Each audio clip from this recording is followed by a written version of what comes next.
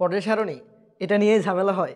দেখো আজকে এই টু শর্ট করলে তুমি হচ্ছে ক্লিয়ার হয়ে যাবা। আজকে হচ্ছে আমাদের লেকচার 1, এরপরে হচ্ছে আরেকটা লেকচার আসবে, এভাবে হচ্ছে 2টা শর্টেই আমরা হচ্ছে চ্যাপ্টারগুলো এন্ড করে দিব ফুল। তো আজকে আমরা যেই চ্যাপ্টারটি নিয়ে আলোচনা করবো সেটা হচ্ছে আমাদের পর্যায় সারণী, ঠিক আছে? তো দেখো পর্যায় সারণী চ্যাপ্টারটা পড়ার আগে মেইনলি প্রথমেই বুঝতেছো আমাদেরকে পর্যায় সারণী নিয়ে জানতে হবে। তো পর্যায় সারণী জানার আগে তোমাকে হচ্ছে আগে পর্যায় সারণীর হিস্টোরিটা জানতে হবে, ঠিক আছে? তো শুরু করি আমরা, চলো পর্যায় সারণীর হিস্টোরি দিয়ে। প্রথমে হচ্ছে আমরা কিছু কি করব, হিস্টোরি শিখবো, মানে হচ্ছে ইতিহাস। কি শিখবো? ইতিহাস শিখবো। তো দেখো মানে পর্যায় সারণীটা মেইনলি হচ্ছে যাত্রা শুরু হয়েছে কীভাবে, ঠিক আছে?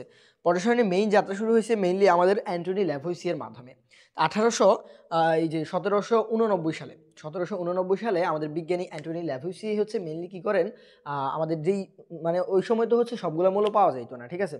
নর্মাল হচ্ছে অক্সিজেন, সালফার, নাইট্রোজেন এই সকল মৌল পাওয়া যেত। তো এই মৌলগুলোকে, হ্যাঁ মেইনলি এই মৌলগুলোকে হচ্ছে উনি ধাতু এবং অধাতু এই দুই ভাগে ভাগ করেন। কয় ভাগে? দুই ভাগে। কে করছে? অ্যান্টনি ল্যাভোইসিয়ে, ঠিক আছে? তাহলে লেখো শুরুতেই 1 নম্বরে হচ্ছে কে ইতিহাসে আমাদের অ্যান্টনি ল্যাভোইসিয়ে। অ্যান্টনি ল্যাভোইসিয়ে এগুলো আসে, ঠিক আছে? এগুলা আসে আমাদের, তাই এই জন্য আমরা পড়ে রাখবো। অ্যান্টনি ল্যাভোইসিয়ে কত সালে দিছে? 1700 কত সালে? 1789 সালে। হ্যাঁ 89 হবে, 89 সালে, ঠিক আছে? উনি কি করছে বলতো? হাইড্রোজেন, অক্সিজেন, হ্যাঁ হাইড্রোজেন, অক্সিজেন এবং হচ্ছে ওই যে মৌলগুলো নর্মালি, এরপরে এইজি, জিঙ্ক, সালফার, হ্যাঁ উনি কি করছে দেখো, ওনার কাজটা লিখে দিই। হাইড্রোজেন, অক্সিজেন, জিঙ্ক, হ্যাঁ নাইট্রোজেন, এগুলারে কি করেন? এই সকল মৌলকে, ইত্যাদি মৌলকে কি করেন? ধাতু এবং অধাতু, ধাতু এবং অধাতু এই দুই ভাগে কি করছেন? ভাগ করছেন, ঠিক আছে? অধাতু এই দুই ভাগে ভাগ করেন। এরপরে আমাদের যে বিজ্ঞানী আসেন সে হচ্ছে কে? তিনি হচ্ছে আমাদের বিজ্ঞানী ডোবেরাইনের, ঠিক আছে? বিজ্ঞানী ডোবেরাইনের কি করছে? উনি হচ্ছে 1829 সালে ত্রয়ী সূত্র প্রদান করছে। কি সূত্র? ত্রয়ী সূত্র। তাহলে এরপর হচ্ছে আমাদের বিজ্ঞানীকে ডোবেরাইনের। এটা একটু হয়তো তোমার থেকে বিরক্তিকর লাগতে পারে, বাট এই জিনিসগুলো থেকে কিন্তু অহরহ হচ্ছে কি আসে? এমসিকিউ আসে, ঠিক আছে? তাই এই জন্য আমাদেরকে এই জিনিসগুলো অবশ্যই পড়তে হবে, ঠিক আছে? তো উনি ডোবেরাইনের কত সালে? 1829 সালে। 1829 সালগুলো মাথায় রাখবে অবশ্যই। 1829 সালে কি করেন উনি? ত্রয়ী সূত্র প্রদান করেন। ত্রয়ী সূত্র প্রদান করেন, ওকে? ত্রয়ী সূত্র প্রদান করেন। তো মাঝে মাঝে ক নাম্বারে আমাদের চলে আসে যে এই যে বিজ্ঞানী ডোবেরাইনের ত্রয়ী সূত্রটি লিখো, ঠিক আছে? তো এটা লেখার জন্য হচ্ছে মেইনলি এই জিনিসটা মুখস্থ থাকা জরুরি। তো মুখস্থ থাকার চেয়ে সবচেয়ে যেটা ইম্পর্টেন্ট সেটা হচ্ছে তোমার বোঝাটা, ঠিক আছে? তুমি ত্রয়ী সূত্র কি এটা যদি নাই বুঝো তাহলে মুখস্থ করে আলটিমেট লাভ নাই, ওকে? তো দেখো আগে প্রথমে হচ্ছে আমার সাথে তুমি ত্রয়ী সূত্রটা লিখো, এরপর হচ্ছে আমরা বুঝাবো যে জিনিসটা আসলে কিভাবে হলো, ঠিক আছে? তো উনি বলতেছে যে এই পারমাণবিক ভর অনুসারে যদি তুমি কি করো? 3টা মৌলকে সাজাও পারমাণবিক ভর অনুসারে, মানে পর্যায় সারণীর 3টা মৌলকে যদি কি করো? পারমাণবিক ভর অনুসারে, পারমাণবিক আমার সাথে লেখো, পারমাণবিক ভর অনুসারে, ভর অনুসারে এই যে পরস্পর বা হচ্ছে যেটাকে বলে কি তোমার 3টা মৌল যদি তুমি কি করো? সিরিয়াল অনুযায়ী সাজাও 3টা মৌল, 3টি মৌলকে সাজালে, হ্যাঁ সাজালে প্রথম এবং তৃতীয় মৌলের প্রথম এবং তৃতীয় মৌলের কি পারমাণবিক ভর যেটা, পারমাণবিক ভরের যোগফলের অর্ধেকটা হবে কি দ্বিতীয় মৌলের অর্ধেকের, দ্বিতীয় মৌলের পারমাণবিক ভরের সমান অথবা কাছাকাছি, ঠিক আছে? তাহলে কি হলো? 3টা মৌলকে তুমি সাজাইছো, প্রথম এবং তৃতীয় মৌলের কি হবে? পারমাণবিক ভর, পা ভর লিখতেছি আমি, ঠিক আছে? পা মানে হচ্ছে পারমাণবিক ভর, এর যোগফলের সমষ্টি কি হবে বলো তো? দ্বিতীয় মৌল। 3টা মৌল না, দ্বিতীয় মৌল। আমি তোমাকে বুঝাই দিতেছি, ঠিক আছে? হয়তো অনেকেই না বুঝতে পারো, বুঝাই দিচ্ছি, একটু ওয়েট করো। দ্বিতীয় মৌলের কি হবে? মৌলের পারমাণবিক ভরের, হ্যাঁ সমষ্টি, আচ্ছা সমষ্টি না, দাঁড়াও, সমষ্টির অর্ধেক, সমষ্টি কি অর্ধেক, দেখা লেখা হয়নি, অর্ধেক হবে কি দ্বিতীয় মৌলের পারমাণবিক ভরের কি সমান অথবা কাছাকাছি, কি হবে? বা কাছাকাছি একটা ভ্যালু হবে, ঠিক আছে? মানে একদমই কাছাকাছি চলে যাবে। কাছাকাছি বলতে আমরা এখানে কি বুঝি? মেনলি ধরো হচ্ছে কি 0.002, এটা যেরকম, ঠিক আছে? এরপর হচ্ছে 0.00 এই যে 23, এটা প্রায় কাছাকাছি, ঠিক আছে? বলতে পারি সেম, ওকে? এরকম আর কি ভ্যালু অনেকটা এরকম কাছাকাছি হবে, ওকে? আচ্ছা তো দেখো তাইলে কি বলছে উনি, পারমাণবিক ভর অনুসারে যদি তুমি কি করো তিনটা মৌলকে সাজাও, তাহলে হচ্ছে কি হবে, প্রথম এবং হচ্ছে তৃতীয় মৌলের পারমাণবিক ভরের যোগফলে যে সমষ্টিটা, মানে হচ্ছে যোগ করবা দুইটার পারমাণবিক ভরকে যোগ করে তুমি কি করবা, সমষ্টিকে অর্ধেক করবা। অর্ধেক মানে কি, 2 দিয়ে ভাগ দিবা। ভাগ দেওয়ার ফলে কি পাবা তুমি, এই যে দ্বিতীয় আরেকটা মৌল থাকবে, ওই মৌলের পারমাণবিক ভরটার কি পাবা, সেম পাবা, সেম একটা ভ্যালু পাবা। এখন তাইলে তোমার একটু আমি এটা কি করি, একটু তোমার বুঝাই দিই, ঠিক আছে। দেখো একটা উদাহরণ দিই আমরা, যেমন হচ্ছে ক্লোরিন, এর উপর হচ্ছে ব্রোমিন এবং আয়োডিন, ঠিক আছে।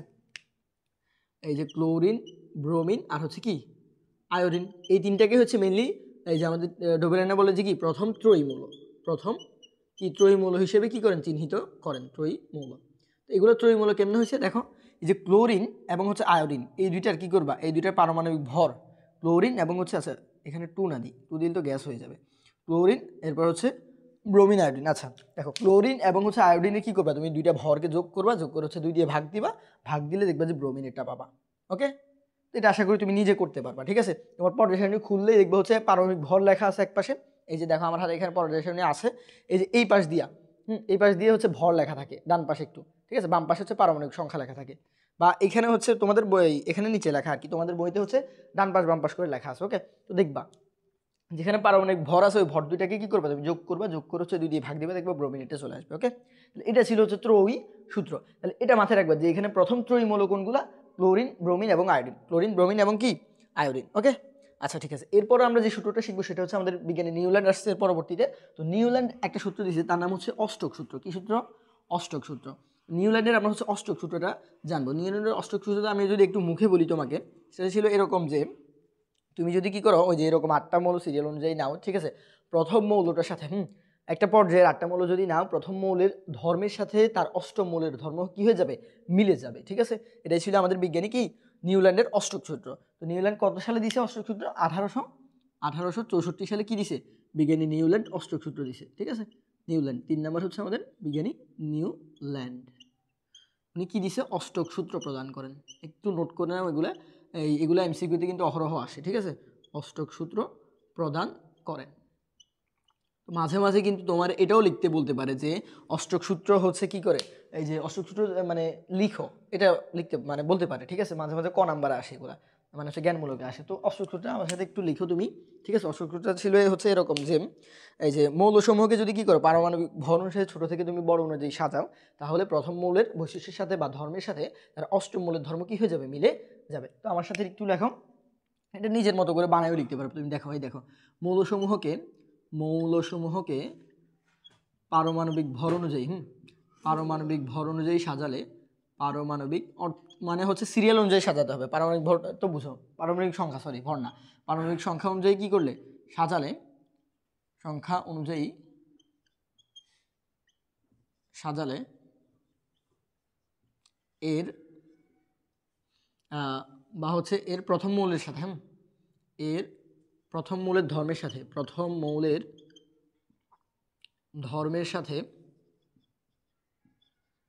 এর অষ্টক মৌলের ধর্ম মিলে যায়, এর অষ্টক মৌলের ধর্ম মিলে যায়, ঠিক আছে। এটা লিখে নাও একটু আমার সাথে, মৌলের ধর্ম মিলে যায়। ধর্ম বলতে কি বুঝি বলো তো, ধর্ম বলতে এখানে কি বুঝি আমরা বলো তো, মানে হচ্ছে এই যেই রকম, হ্যাঁ এই যেই প্রকৃতির, ঠিক আছে, ধর্ম বলতে প্রকৃতি বুঝি এখানে, এই যে প্রকৃতির ও ওই প্রকৃতির হবে, মানে প্রথম মৌলটা যে প্রকৃতির হবে, অষ্টম মৌলটা বা অষ্টক মৌল যেটা অষ্টম লিখে আছে, অষ্টম মৌলটাও কি হবে, একই প্রকৃতির হবে, বুঝছো কিনা। দেখো তোমার আমি উদাহরণ দিই, যেমন হচ্ছে তুমি যদি এই যে আমার এখানে পটেশানি আছে, দেখো তোমার হাতেও কিন্তু পটেশানি থাকতে হবে চ্যাপ্টারটা পড়ার জন্য, ঠিক আছে। পটেশানি নাও, তো পটেশানি খুললেই এখানে এই যে দেখো, তুমি যদি আমাদের এই যে গ্রুপ এই যে বা গ্রুপ 1-এ এই যে 3 নম্বর পর্যায়টা যদি একটু দেখো, 3 নম্বর পর্যায়ে দেখো কি আছে, এখানে sodium, magnesium, aluminium, silicon, phosphorus, sulphur, chlorine, argon আছে, ঠিক আছে। এন্ড সোডিয়াম থেকে আমরা যদি হিসেব করি, সোডিয়াম থেকে দেখো, সোডিয়াম থেকে 8টা মৌল পরস্পর হিসেব করে দেখো, এই যে সোডিয়াম থেকে 1 2 3 4 5 6 7, এই 8 নাম্বার কি আসতেছে, পটাশিয়াম, মানে সোডিয়ামকে বাদ দিবা, কিন্তু সোডিয়াম থেকে হিসেব করতেছি যেহেতু সোডিয়ামকে কি দিতে হবে, বাদ দিতে হবে, ঠিক আছে। সোডিয়ামকে কি করতে হবে, বাদ দিতে হবে। দেখো সোডিয়ামের পরে কি আছে, ম্যাগনেসিয়াম, এরপরে এই পাশ দিয়ে aluminium, silicon, phosphorus, sulphur, chlorine, argon, ঠিক আছে।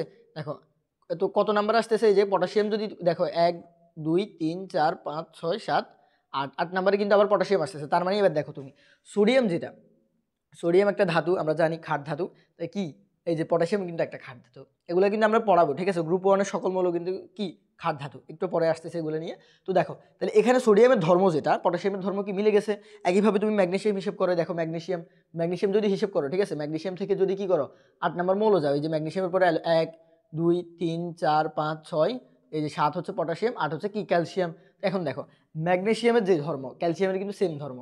কেমনে? কারণ ম্যাগনেসিয়াম একটা মৃৎক্ষার ধাতু, ক্যালসিয়ামও কি একটা মৃৎক্ষার ধাতু। ওকে, আশা করি তুমি হচ্ছে অষ্টক সূত্রটা বুঝছো, ঠিক আছে। তাহলে এখানে আমরা কি বলতে পারি, যেমন হচ্ছে তুমি উদাহরণ হিসেবে দিতে পারো কয়েকটা উদাহরণ, যেমন হচ্ছে কি এই যে সোডিয়াম, এরপর হচ্ছে কি সোডিয়াম ও পটাশিয়াম, এরকম উদাহরণ একটা দিতে পারো। এরপরে কি আমরা আরেকটা পাইছি কি ম্যাগনেসিয়াম ও ক্যালসিয়াম, এগুলো কি সেম ধর্ম, মিলে যাবে, ঠিক আছে। তো এরকম অনেকগুলো উদাহরণ আসতে পারে পরীক্ষায়। এরপরেও আসতে হচ্ছে আমাদের বিজ্ঞানী মেন্ডেলিভ। হ্যাঁ, মেন্ডেলিভ কি দিছে, মেন্ডেলিভ হচ্ছে মেইনলি পর্যায় সূত্র প্রদান করছে। কি দিছে? পর্যায় সূত্র প্রদান করছেন। তো ওনার পর্যায় সূত্রটা কীরকম ছিল একটু যদি আমরা পড়ি। তো দেখো মেন্ডেলিভ হচ্ছে পর্যায় সূত্র প্রদান করছে। পর্যায় সূত্র ছিল মৌলসমূহকে তুমি কি করো, ভৌত এবং রাসায়নিক, মৌলসমূহের ভৌত এবং রাসায়নিক ধর্মাবলী যদি কি করো তুমি চেঞ্জ করো, তাহলে তাদের এই মৌলের ভৌত এবং রাসায়নিক ধর্মাবলী কি হবে, তাদের পারমাণবিক ভর বৃদ্ধির সাথে সাথে কি হবে, বৃদ্ধি পাবে। উনি বলতেছে এটা। তাহলে একটু লেখো যে বিজ্ঞানী, এরপর আসছে কি মেন্ডেলিভ। উনি কত সালে দিছে তার পর্যায় সূত্র? উনি হচ্ছে এই যে 1869 সালে কি করছে উনি পর্যায় সূত্র প্রদান করেন। পর্যায় সূত্র, সবাই কিন্তু একটা একটা সূত্র দিছে, ঠিক আছে, এগুলো কিন্তু খুবই গুরুত্বপূর্ণ, প্রদান করেন পর্যায় সূত্র। পর্যায় সূত্র মাঝে মাঝে লিখতে বলে, তো এটাও অবশ্যই ইম্পর্টেন্ট। তো পর্যায় সূত্রটা আমার সাথে একটু লিখে নাও তুমি। উনি বলতেছে যে কি মৌলসমূহের ভৌত এবং রাসায়নিক ধর্মাবলী তাদের পারমাণবিক ভর বৃদ্ধির সাথে সাথে কি হয়, পর্যায়ক্রমে বৃদ্ধি পায় বা আবর্তিত হয়। কি পায়? আবর্তিত হয়। তাহলে আমরা একটু লিখি যে মৌলসমূহের ভৌত এবং রাসায়নিক ধর্মাবলী, ভৌত এবং রাসায়নিক ধর্মাবলী এই যে তাদের কি হয়, তাদের পারমাণবিক ভর বৃদ্ধির সাথে সাথে পারমাণবিক ভর, মাথায় রাখবা পারমাণবিক সংখ্যা না, কিন্তু পারমাণবিক ভর বৃদ্ধির সাথে সাথে বৃদ্ধির সাথে সাথে পর্যায়ক্রমে কি হয়, পর্যায়ক্রমে আবর্তিত হয়। এখন তুমি তো কিছু বুঝতেছো না, তা আমি বুঝাই দিচ্ছি, একটু ওয়েট করো। পর্যায়ক্রমে কি হয়, আবর্তিত হয়। তো দেখো প্রথমত হচ্ছে উনি বলতেছে যে তুমি যদি কি করো মৌলসমূহকে কি করো মানে সিরিয়াল অনুযায়ী সাজাও, তাহলে হচ্ছে একটার পর একটা আসবে। কিভাবে আসবে? ভর বৃদ্ধির সাথে সাথে আসবে। মানে হচ্ছে আমি একটু তোমার যদি আবার পর্যায় দেখাই, দেখো এখানে সোডিয়ামের ভর যদি আমরা, বা সোডিয়াম বাদ দাও, হাইড্রোজেনের ভর কত? 1। আমরা জানি কি হাইড্রোজেনের পারমাণবিক সংখ্যা 1, হাইড্রোজেনের ভরও কত? 1 হবে, ঠিক আছে। হাইড্রোজেনের ভর হচ্ছে কি 1। ওকে, হাইড্রোজেনের ভর 1। এরপর হচ্ছে তুমি যদি হিলিয়ামে আসো, হিলিয়াম এই কর্নারে, হিলিয়ামের ভর কত? হিলিয়ামের ভর হচ্ছে 4, ঠিক আছে। তাহলে 1 থেকে কি হলো 4 হলো, মানে হচ্ছে বৃদ্ধি পাইছে, তার মানে সিরিয়াল অনুযায়ী আসতেছে, আবর্তিত হচ্ছে। এরপর লিথিয়ামের ভর কত? লিথিয়ামের ভর হচ্ছে 6.94 লিখছে আর কি, এখানে দশমিক অনুযায়ী লিখছে, ধরো 6। এরপরে কি বেরিলিয়ামের 9, ঠিক আছে। এরকম করে কি হচ্ছে ক্রমশ বৃদ্ধি পাচ্ছে। বোরনে এরপরে 10, ঠিক আছে। এরকম কি হচ্ছে ক্রমশ বৃদ্ধি পাচ্ছে। ওকে, বৃদ্ধি পাচ্ছে, তার মানে উনি বলতেছে যে এভাবে তুমি যদি ভর অনুযায়ী সিরিয়াল অনুযায়ী যাও, তাহলে কি হবে, পর্যায়ক্রমে হচ্ছে এরা আবর্তিত হবে। মানে হচ্ছে সিরিয়াল অনুযায়ী এরা একটার পর একটা আসবে, একটার পর একটা, মানে যার ভর বেশি সে পরে আসবে, যার ভর কম সে আগে আসবে, বুঝছো কিনা? তো এই যে আমি উদাহরণ কি পাইছি আমরা, হাইড্রোজেন, এরপর হচ্ছে পরে আসবে কি হিলিয়াম, কারণ হিলিয়ামের ভর আরও বেশি। এরপর কি আসবে লিথিয়াম, কারণ লিথিয়ামের ভর কি আরও বেশি। এরপর কি আসবে হাইড্রোজেন, হিলিয়াম, লিথিয়াম, এরপর কি বেরিলিয়াম আসবে, বুঝছো নি? এরপর কি আসবে বোরন আসবে, এরপর কার্বন আসবে, কার্বনের ভর 12, ঠিক আছে। এরপর নাইট্রোজেন আসবে, নাইট্রোজেন 14, ঠিক আছে। এরপর কি আসবে অক্সিজেন, 16, ঠিক আছে। এরকম করে কি হবে সিরিয়াল অনুযায়ী কি হবে, আবর্তিত হবে। মানে যার ভর বেশি সে পরে আসবে পর্যায় সারণীতে, আর যার ভর কম সে আগে আসবে, এরকম সিরিয়াল অনুযায়ী আসবে। এটাই হচ্ছে মেনলি আমাদের পর্যায় সূত্র। আশা করি এই বিষয়টা ক্লিয়ার। তবে একটু হচ্ছে সীমাবদ্ধতা আছে আমাদের এই যে বিজ্ঞানী মেন্ডেলিভের পর্যায় সূত্রতে কি আছে, একটু সীমাবদ্ধতা। সেটা হচ্ছে কি, সেটা হচ্ছে উনি যে বলছে এই যে পারমাণবিক ভর অনুযায়ী কী হবে, আবর্তিত হবে, একটা মানে হচ্ছে কেসে আসি দেখা যায় যে আসলে এই জিনিসটা ঘটতেছে না, একটু ব্যতিক্রম দেখা যাচ্ছে। সেটা কোথায়? সেটা হচ্ছে আমাদের পর্যায় সারণীতে। এই যে পর্যায় সারণীতে কোথায়, এই আর্গন এবং হচ্ছে পটাশিয়ামে। তুমি যদি একটু খেয়াল করো যে আর্গনের ভর কত, আর্গনের ভর এখানে লেখা আছে কি 39.95। দেখো এই যে 39.95 মানে হচ্ছে 39 ধরতে পারি। আর এখানে পটাশিয়াম কত, পটাশিয়াম হচ্ছে 39.10, ঠিক আছে। তো আর্গনের এই যে 39.95 মানে কি 40 ধরতে পারি, ঠিক আছে। আর্গন হচ্ছে 40 আর কি পটাশিয়াম হচ্ছে 39। আর্গন কত? আর্গন 40, আর্গন এই দেখো সীমাবদ্ধতা একটু লিখে দিই, সীমাবদ্ধতা। ওনার সীমাবদ্ধতা কি? সীমাবদ্ধতা হচ্ছে এই যে মেইন আর্গন আর পটাশিয়াম নিয়ে, ঠিক আছে। আমরা দেখি কি আর্গন হচ্ছে আগে আছে, কিন্তু আর্গন কিন্তু আগে আছে পটাশিয়ামতে। তুমি দেখবা যে 3 নম্বর পর্যায়ে, এই দেখো 3 নম্বর পর্যায়ে শেষে আছে কি আর্গন, এরপর 4 নম্বর পর্যায়ে শুরুতে আছে কি পটাশিয়াম। এই যে পটাশিয়াম শুরুতে দেখছো, এই যে পটাশিয়াম, ওকে, এখানে পটাশিয়াম। আর আর্গন কোথায়? এই যে এই কর্নারে, ওকে, 3 নম্বর পর্যায়ে শেষে কিন্তু।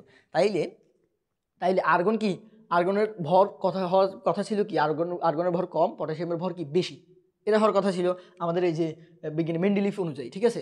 কিন্তু আসলে তো বাস্তবে এটা হয় না, বা হচ্ছে ভর এরকম না, মানে হচ্ছে আর্গনকে হচ্ছে মেনলি কি আগে রাখা হয়েছে, মানে ভর অনুযায়ী উনি যেটা বলছে, তাইলে কিন্তু পটাশিয়ামকে আগে রাখার কথা ছিল, কিন্তু এটা কিন্তু রাখা যায় না, ঠিক আছে। কারণ হচ্ছে কি, কারণ ওই যে পটাশিয়াম একটা কি, পটাশিয়াম হচ্ছে একটা ক্ষার ধাতু, আর আর্গন হচ্ছে কি একটা নিষ্ক্রিয় মৌল। তাই নিষ্ক্রিয় মৌলের গ্রুপেই তো অবশ্যই রাখতে হবে, তাই না। আর আর্গনকে কি করতে হবে, এই যে আর্গনকে নিষ্ক্রিয় মৌলের গ্রুপে রাখতে হবে, আর পটাশিয়ামকে ক্ষার ধাতুর কি করতে হবে, গ্রুপে রাখতে হবে। তাহলে তো এখানে ঝামেলা হয়ে যাবে যদি আগে পরে করে। এই জন্য হচ্ছে মেইনলি এখানে ওনার এই সীমাবদ্ধতা পরিলক্ষিত হয়, ঠিক আছে। তো দেখো আর্গনের ভর আমরা কত দেখছি, আর্গনের ভর হচ্ছে 39 না 40, আর্গনের ভর কত 40, আর পটাশিয়াম কত 39, ঠিক আছে। দেখো তাহলে আসে কি আগে, আসে কিন্তু আগে আর্গন, কিন্তু ওর ভর কি বেশি না, হিসেবে ও পরে থাকার কথা, ও পরে থাকার কথা, এ কি কোথায় থাকার কথা আগে, কিন্তু দেখা যায় কি এ আসে পরে, এ আসে কি আগে, ঠিক আছে। তাহলে এটা হচ্ছে মেইনলি আমাদের আমাদের কি ব্যতিক্রম, ঠিক আছে, মেন্ডেলিভের পরের সূত্রের ব্যতিক্রম। ওকে, তো আসলে এরকম তোমার আর্গন আর পটাশিয়াম নিয়ে আসতে পারে, তবে এরকম আরও অনেকগুলো ব্যতিক্রম আছে। পটাশিয়ামতে যে শুধু এই যে আর্গন আর পটাশিয়ামের ঝামেলা এটা না, অনেকগুলো ব্যতিক্রম আছে। তো তুমি যদি একটু আমার সাথে লিখে নাও যে এরকম ব্যতিক্রম অনেকগুলো আছে, মাঝে মাঝে কিন্তু এমসিকিউতে আসে যে এই যে মেন্ডেলিফের পরের সূত্রের ব্যতিক্রমগুলো কোনগুলা, ঠিক আছে। তো তুমি যদি আরও কয়েকটা লেখো, যেমন হচ্ছে এই যে টিএইচ এবং পিএ, হ্যাঁ, টিএইচ এবং ব্যতিক্রমগুলো, টিএইচ এবং হচ্ছে কি পিএ, হ্যাঁ, থোরিয়াম এবং হচ্ছে পিএম, এগুলো হচ্ছে ব্যতিক্রম। এরপরে এই যে এসজি এবং বিএইচ, হ্যাঁ, এইচজি এবং হচ্ছে বিএইচ, বুঝছো নি, এইরকম অনেকগুলো কি আছে ব্যতিক্রম আছে কিন্তু পটাশিয়ামতে। তাহলে এইগুলো একটু মাথায় রাখিও, তাহলে হচ্ছে তোমার এই যে পটাশিয়াম নিয়ে পটাশিয়াম সূত্র যেটা, এটা নিয়ে আর সমস্যা হবে না ব্যতিক্রমগুলো নিয়ে। ওকে, আশা করি এই বিষয়টা ক্লিয়ার তুমি। এবার দেখো এরপরে যে বিজ্ঞানী আসছে তিনি হচ্ছে আমাদের বিজ্ঞানী মোসলে সাহেবকে, মোসলে সাহেব। তো মোসলে সাহেব কী করছে, মোসলে সাহেব হচ্ছে মেইনলি উনি কী করছে, উনি আমাদের এই যে পর্যায় সূত্র যেটা, পর্যায় সূত্র যেটা, এটা সংশোধন করছে, যে সীমাবদ্ধতা, হ্যাঁ, এটাকে হচ্ছে কারেকশন করছে। উনি এসে হচ্ছে আমাদের মেন্ডেলিফ সাহেবের যে সীমাবদ্ধতা ছিল ওটাকে কি করছে, কারেকশন করছে। কি কারেকশন দেখো, তো আমরা বিজ্ঞানী মোসলেতে চলে যাই, বিজ্ঞানী মোসলে, মোসলে, ঠিক আছে, এটা হচ্ছে আমাদের 5 নম্বর বিজ্ঞানী মোসলে আসলে। এরপরে তো মোসলে কী করছে, 1913 সালে উনি আরেকটা সূত্র দিছে, ঠিক আছে, যেটাকে আধুনিক পর্যায় সূত্র বলা হয়। কি বলা হয়, আধুনিক পর্যায় সূত্র, আধুনিক পর্যায় সূত্র। ওকে, আধুনিক পর্যায় সূত্র মানে হচ্ছে আগেরটা ছিল তো শুধু পর্যায় সূত্র, ঠিক আছে, উনি এটা এই পর্যায় সূত্র প্রদান করেন। ওকে, তো দেখো আধুনিক পর্যায় সূত্রে উনি কি বলছে, উনি বলছে যে পারমাণবিক ভর না, এখানে জাস্ট একটু কারেকশন করছে, যে উনি বলছে পারমাণবিক ভর না, পারমাণবিক সংখ্যা অনুযায়ী কি হয়, মৌলসমূহের ভৌত এবং রাসায়নিক ধর্মাবলী কি হয়, পর্যায়ক্রমে আবর্তিত হয়, এটা বলছে উনি, ঠিক আছে। তাইলে উনি হচ্ছে মেনলি এবার পারমাণবিক সংখ্যা আবিষ্কার করছে। এই যে বিজ্ঞানী মেন্ডেলিফ তো কী করছে, সব পারমাণবিক ভর নিয়ে কাজ করছে, তখন পর্যন্ত কিন্তু পারমাণবিক সংখ্যার কোনো ধারণা ছিল না, বুঝছো কিনা। এরপরে হচ্ছে গিয়ে পারমাণবিক সংখ্যার যে ধারণা এটা আসছে, ঠিক আছে। তো পারমাণবিক সংখ্যা নিয়ে উনি কী বলছে, উনি এই যে আধুনিক পর্যায় সূত্র এটা দিছিল যে মৌলসমূহের আগে সূত্রটাই, ঠিক আছে, মৌলসমূহের, আবার লিখো আমার সাথে তাহলে মুখস্থ হয়ে যাবে, ভৌত এবং রাসায়নিক ধর্মাবলী কি হয়, ধর্মাবলী এই যে পারমাণবিক সংখ্যা অনুযায়ী, পারমাণবিক সংখ্যা অনুযায়ী পর্যায়ক্রমে কি হয়, পর্যায়ক্রমে আবর্তিত হয়, বুঝছো কি না। তাহলে ঝামেলাটা কোন জায়গায় হয়েছে, অনুযায়ী পর্যায়ক্রমে আবর্তিত হয়। ঝামেলা কোন জায়গায় বলো তো, ঝামেলা কিন্তু ওই যে আমাদের ভরেই ঝামেলা, দেখো, কারণ ভর নিয়ে কি হয়েছে, ভর নিয়ে একটু ঝামেলা হয়েছিল, যে ওই যে পটাশিয়াম আর আর্গনের ঝামেলা হয়েছিল, এই জন্য কী করছে উনি আসি এবার এই যে মৌলসমূহের এবার পারমাণবিক সংখ্যার একটা ধারণা দিচ্ছে, বলছে যে পারমাণবিক সংখ্যা যেরকম হবে এভাবে হচ্ছে আবর্তিত হবে। এখন তুমি দেখো, এখন তুমি পটাশিয়াম নিয়ে মিলে দেখবা যে এই যে দেখো হাইড্রোজেনের পারমাণবিক সংখ্যা কত, আমরা ছোট্টবেলা থেকে পড়ে আসতেছি যে 1, ঠিক আছে। এরপরে হিলিয়ামের পারমাণবিক সংখ্যা 2, এরপরে লিথিয়াম 3, বেরিলিয়াম কত 4, বোরন কত বোরন 5, ঠিক আছে, কার্বন 6, নাইট্রোজেন 7, অক্সিজেন 8, ঠিক আছে, ফ্লোরিন 9, এরপর নিয়ন 10, এরকম করে কি হচ্ছে সিরিয়াল অনুযায়ী কি হচ্ছে আবর্তিত হচ্ছে এবং একের পর একটা আসতেছে, ঠিক আছে। এখানে আর কোনো ঝামেলা নেই, কোনো ব্যতিক্রমও নেই, ঠিক আছে। তাহলে কিন্তু ওনার সূত্রটা কি একজাস্ট আসলে কারেক্ট, আসলে কি ওনার সূত্রটা কারেক্ট, বিজ্ঞানী মুসলে যেটা দিছে ওকে ওটা ওটা হচ্ছে কি কারেক্ট। ওকে, আশা করি হচ্ছে তুমি হিস্টোরির পার্টটা ক্লিয়ার। এখানে হচ্ছে আমাদের হিস্টোরি এন্ড, এরপরে কিন্তু আমাদের হচ্ছে মেইনলি পটেশন চলে আসছে। তো দেখো প্রথমে কিন্তু একদম শুরুতে কিন্তু কি ছিল না, শুরুতে কিন্তু এই পটেশন তুমি এখন যেরকম 118টা মৌল দেখতেছো এরকম কিন্তু 118টা মৌল ছিল না, ঠিক আছে।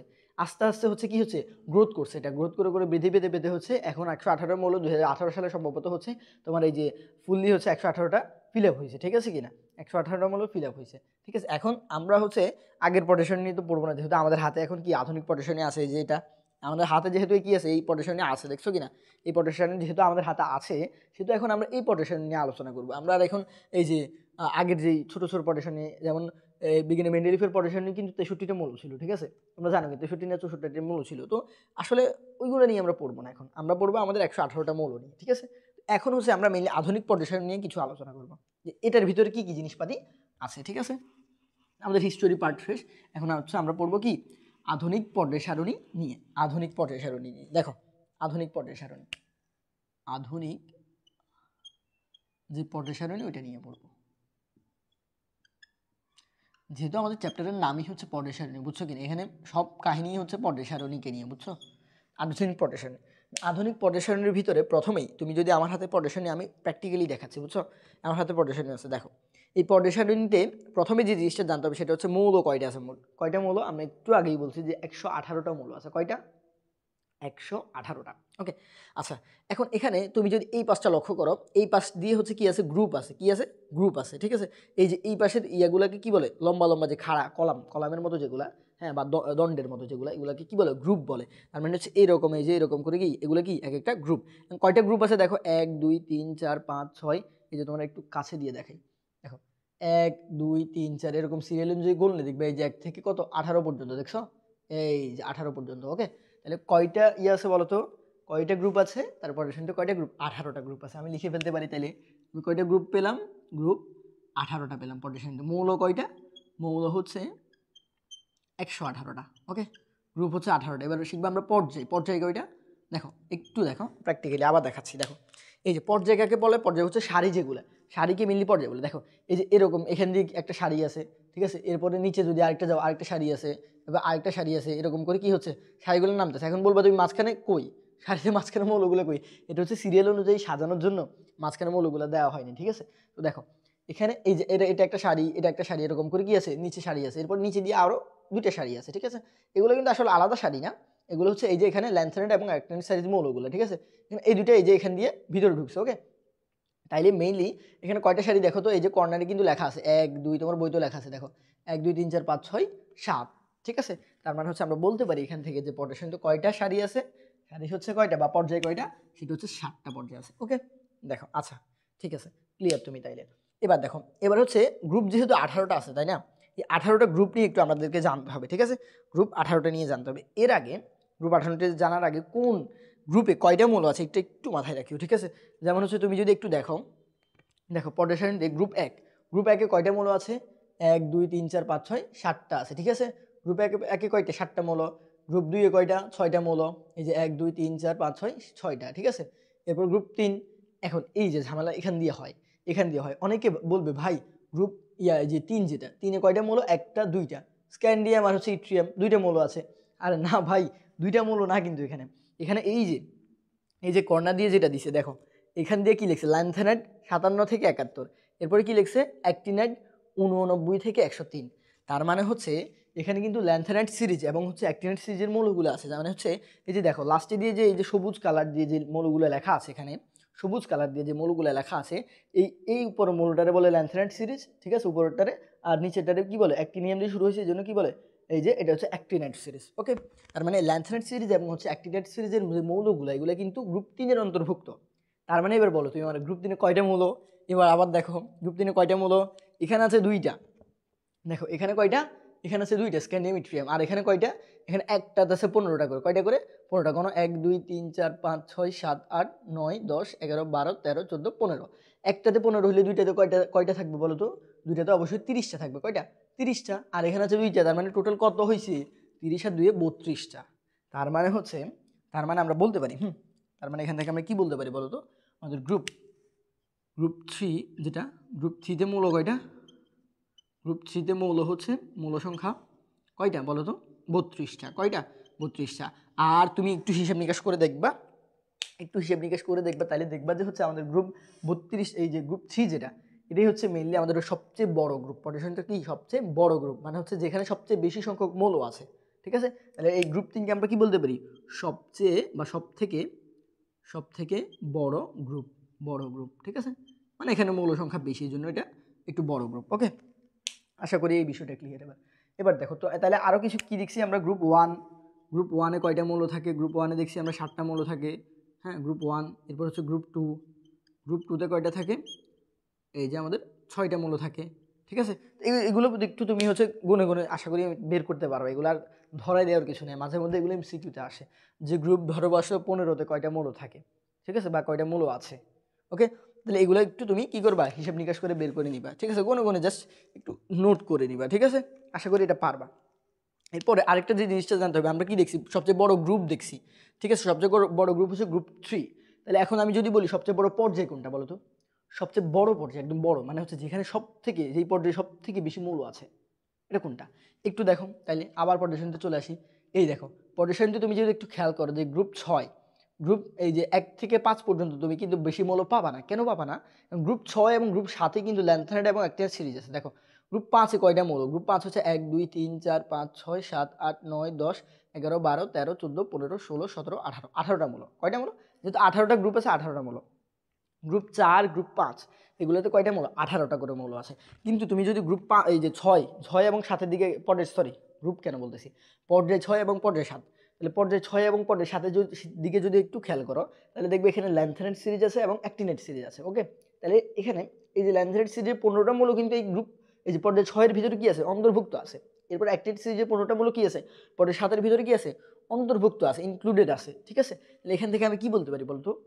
তার মানে হচ্ছে আমাদের পর্যায় 6 এবং পর্যায় 7-ই হচ্ছে কি সবচেয়ে বড় পর্যায়, এবং দুইটা সেম, এবং দুইটা কি সেম কিন্তু। ঠিক আছে? দুইটাতে সেম মৌলই আছে। ওকে, আর এখান থেকে বলতে পারি আমি যে সব থেকে বড় পর্যায়, পর্যায় কোনগুলো বলো তো? পর্যায় হচ্ছে কি 6 7, এটা একটু মাথায় রাখবা। ওকে, এটা কিন্তু ইম্পর্টেন্ট। ওকে, এটা ইম্পর্টেন্ট।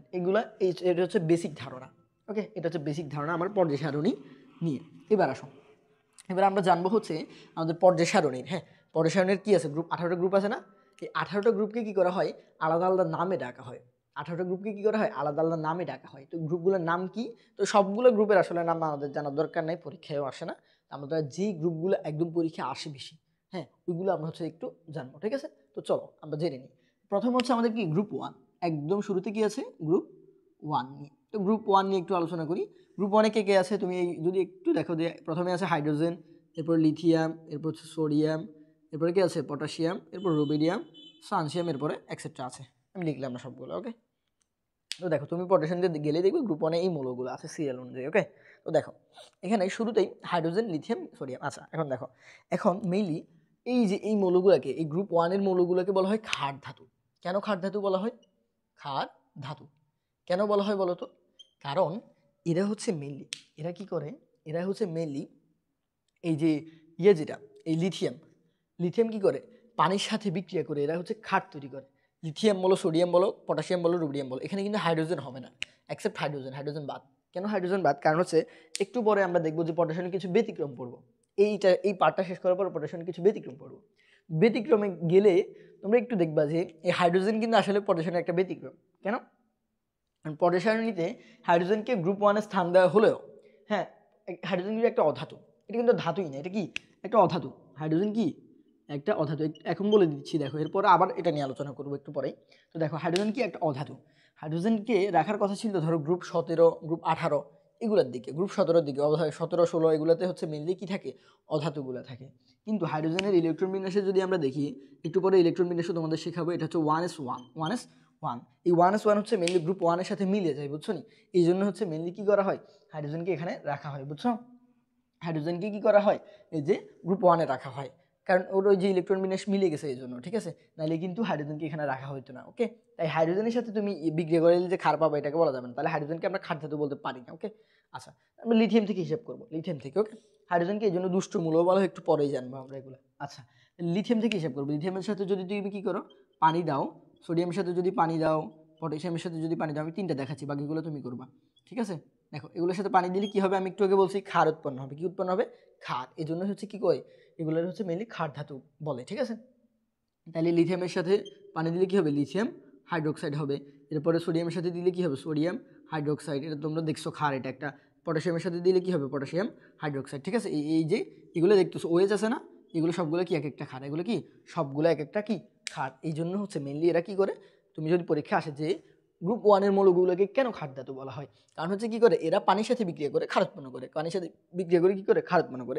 কয়েকটা বিক্রিয়া দেখা দিবা, 2-3টা বিক্রিয়া দেখা দিলে খ নাম্বার এগুলো আসে, ঠিক আছে, এগুলো শেষ হয়ে যাবে। ওকে, এরপর আমরা যদি দেখি গ্রুপ 2, গ্রুপ 2 এর মৌল যেগুলো, দেখো একটু এই পাশে আসো, গ্রুপ 2 দেখবো। গ্রুপ 2 এর মৌল যেগুলো আছে, দেখো একটু যদি আমি লিখি কি পাওয়া যায়, প্রথমেই হচ্ছে আমরা কি পাই, বেরিলিয়াম, এরপরে কি পাই, ম্যাগনেসিয়াম, এরপরে ক্যালসিয়াম, ঠিক আছে, আমি 3টে লিখলাম, এরপর ব্লা ব্লা ব্লা, ঠিক আছে, এগুলো পাই। আচ্ছা, এখন দেখো বেরিলিয়াম, ম্যাগনেসিয়াম, ক্যালসিয়াম, এগুলোরে মেনলি বলা হয় হচ্ছে মৃৎ ক্ষার ধাতু। কি বলা হয়, মৃৎ ক্ষার ধাতু।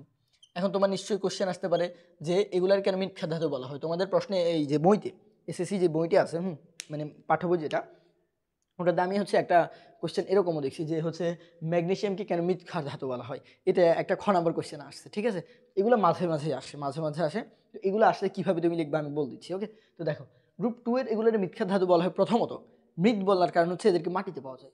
মৃৎ বলার কারণ কি, এদেরকে এই যে মৃৎ বলার কারণ কি, এদেরকে মাটিতে পাওয়া যায়, ঠিক আছে, মাটিতে বেশিরভাগ ক্ষেত্রে হচ্ছে মাটিতে পাওয়া যায়।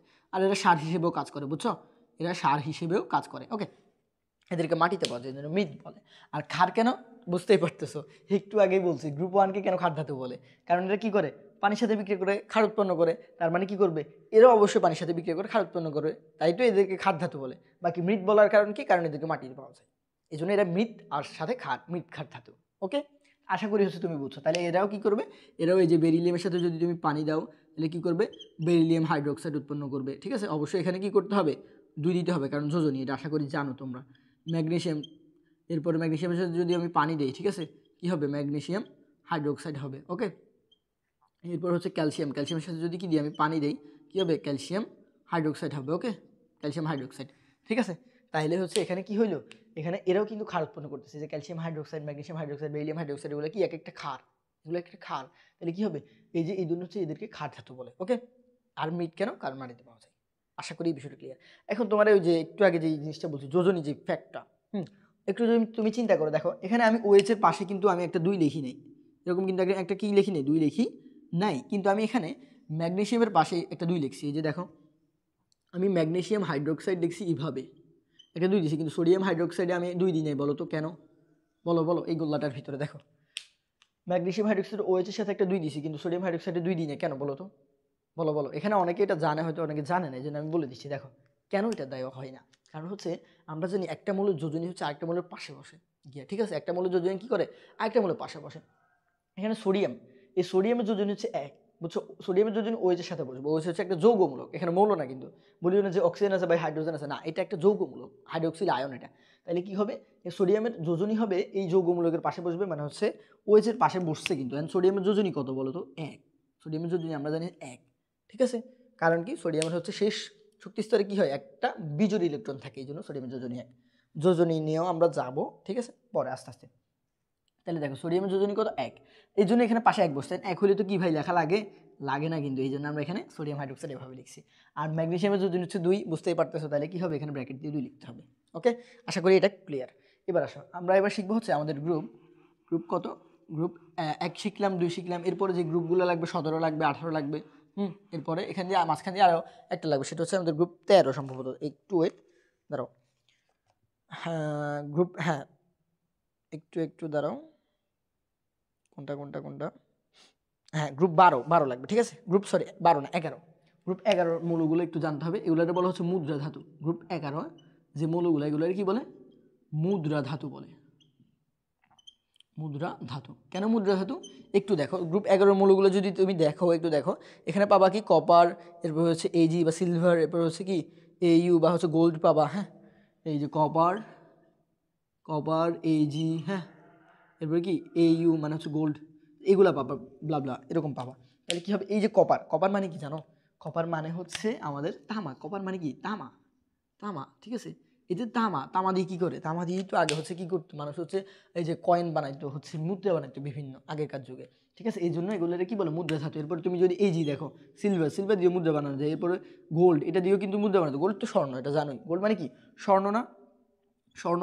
তাহলে কি করে এগুলোতে কি করে, এগুলো দিয়ে লিখে নাও একটু নোট করে, যে এগুলা দিয়ে আগে মুদ্রা বানানো হতো, আগে, এখনও হয় অবশ্যই, মুদ্রা তৈরি করা হতো, তৈরি করা হতো। এই জন্যই কী করা হয়, এদেরকে মুদ্রা ধাতু বলা হয়। তাহলে গ্রুপ 11 এর মৌলগুলোর কি বলে, মুদ্রা ধাতু বলে। এটা একটু মাথায় রাখবা, ওকে।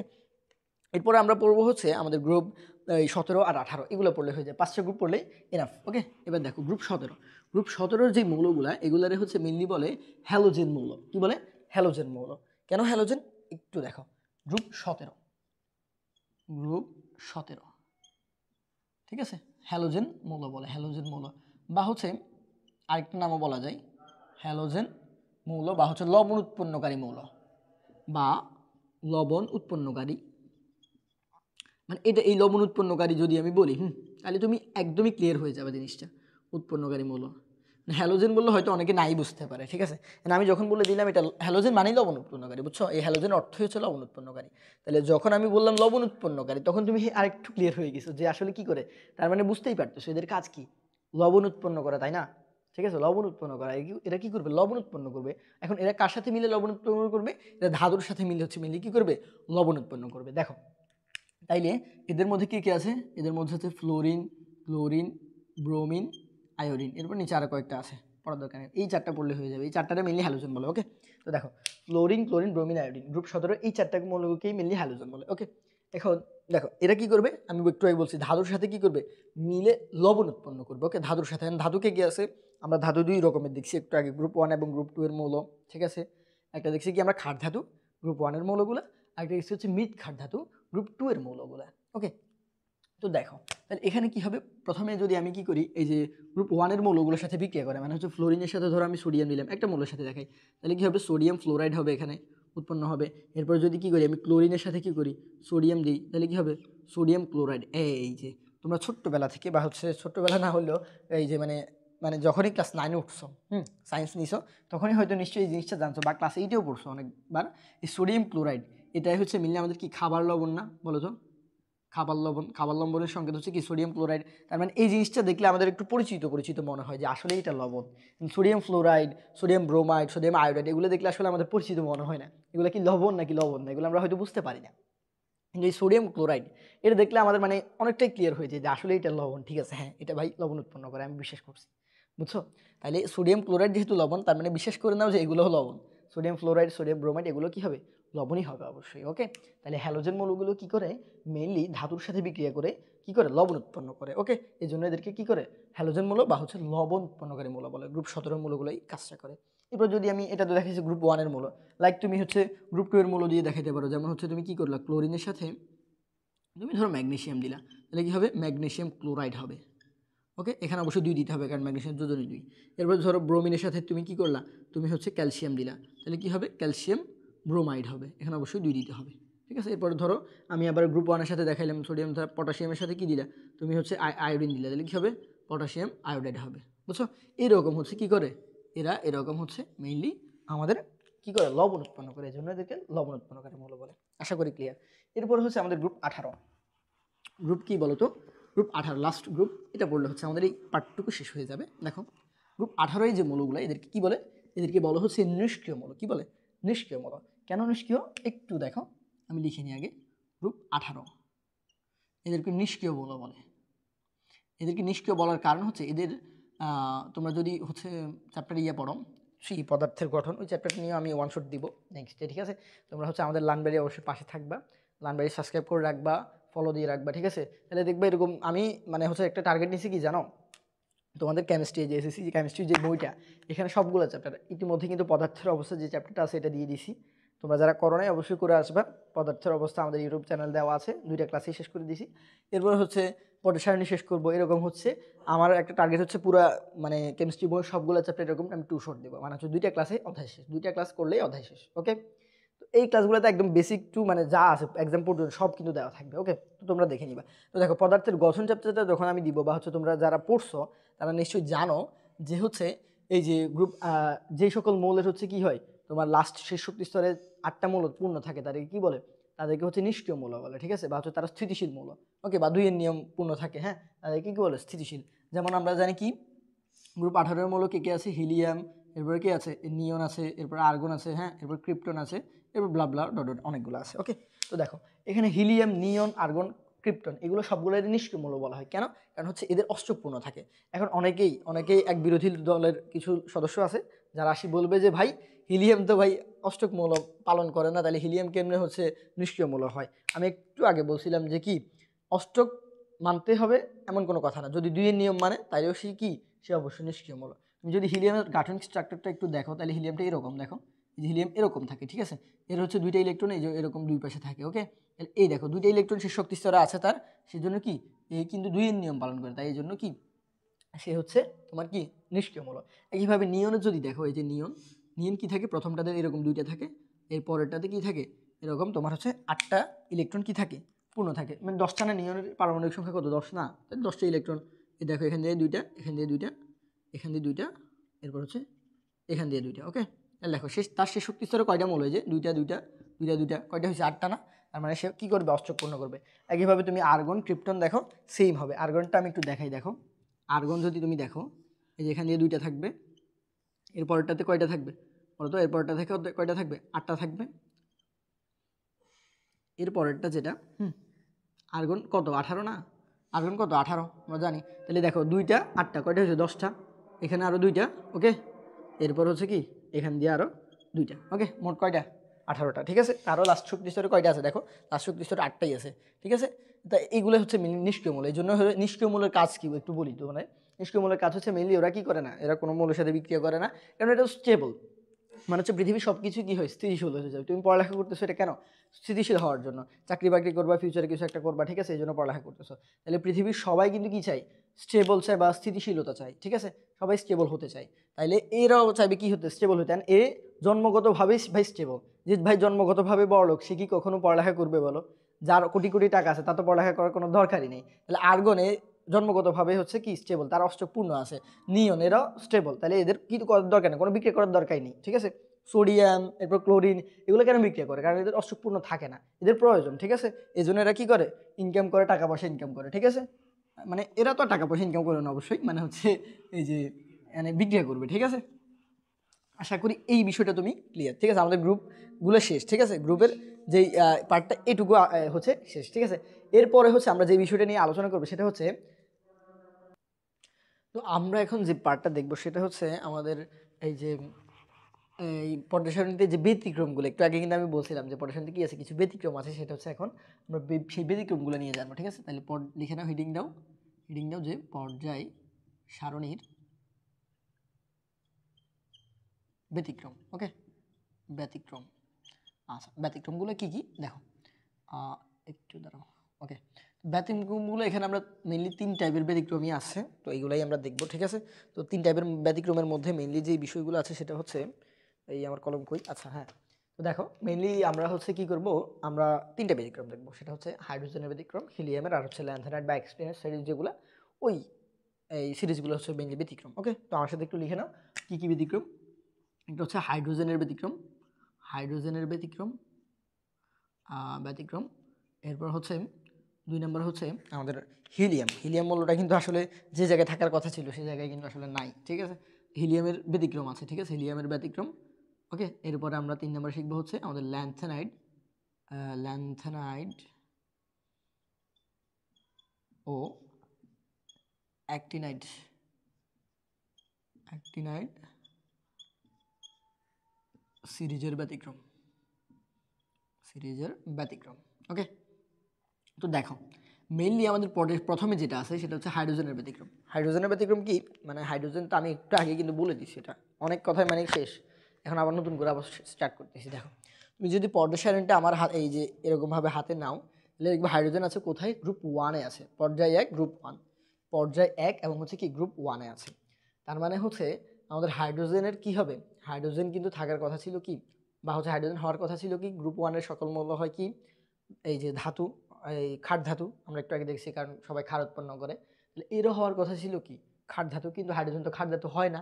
কেন হয় না, কারণ সে তো পানির সাথে বিক্রিয়া করে, তুমি যদি হাইড্রোজেনের সাথে কি দাও, এই যে পানি দাও, পানি দাও, তাহলে কি সে কোনো ক্ষার উৎপন্ন করবে বলো তো, কোনো ক্ষার উৎপন্ন করবে, এখানে কি কোনো ক্ষার হবে, এখানে তো H3O+ হয়ে যাবে, H3O+ হয়ে যাচ্ছে, ঠিক আছে, এটা তো কোনো ক্ষার না, তাই না, এটা ক্ষার, এটা তো ক্ষার না, এর H3O+ মানে হচ্ছে H+, মানে কি H+।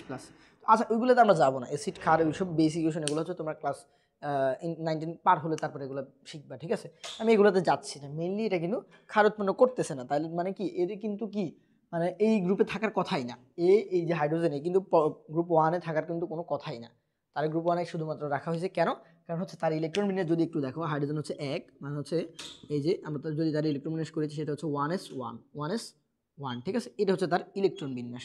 এই জন্যই হচ্ছে মেইনলি 1s1, যেহেতু ওর এস অরবিটালে কি আছে, একটা ইলেকট্রন আছে, সেহেতু তাকে কি করা হয়েছে, গ্রুপ 1-এ রাখা হয়েছে, কারণ তার মিলে যায়। কিন্তু নাইলে কিন্তু এখানে হচ্ছে হাইড্রোজেনকে গ্রুপ 1-এ রাখার কোনো মানে প্রশ্নই ওঠে না, বুঝছো, তাকে গ্রুপ 1-এ রাখার কোনো মানে সিস্টেমই নাই, কারণ হচ্ছে সে একটা অধাতু, সে থাকার কথা ছিল বলছি না 15-16 গ্রুপ এই সাইডগুলোতে, এগুলোতে থাকার কথা, কিন্তু তাকে এখানে রাখা হয়েছে শুধুমাত্র কি তার ইলেকট্রন বিন্যাসের উপর ডিপেন্ড করে, ঠিক আছে।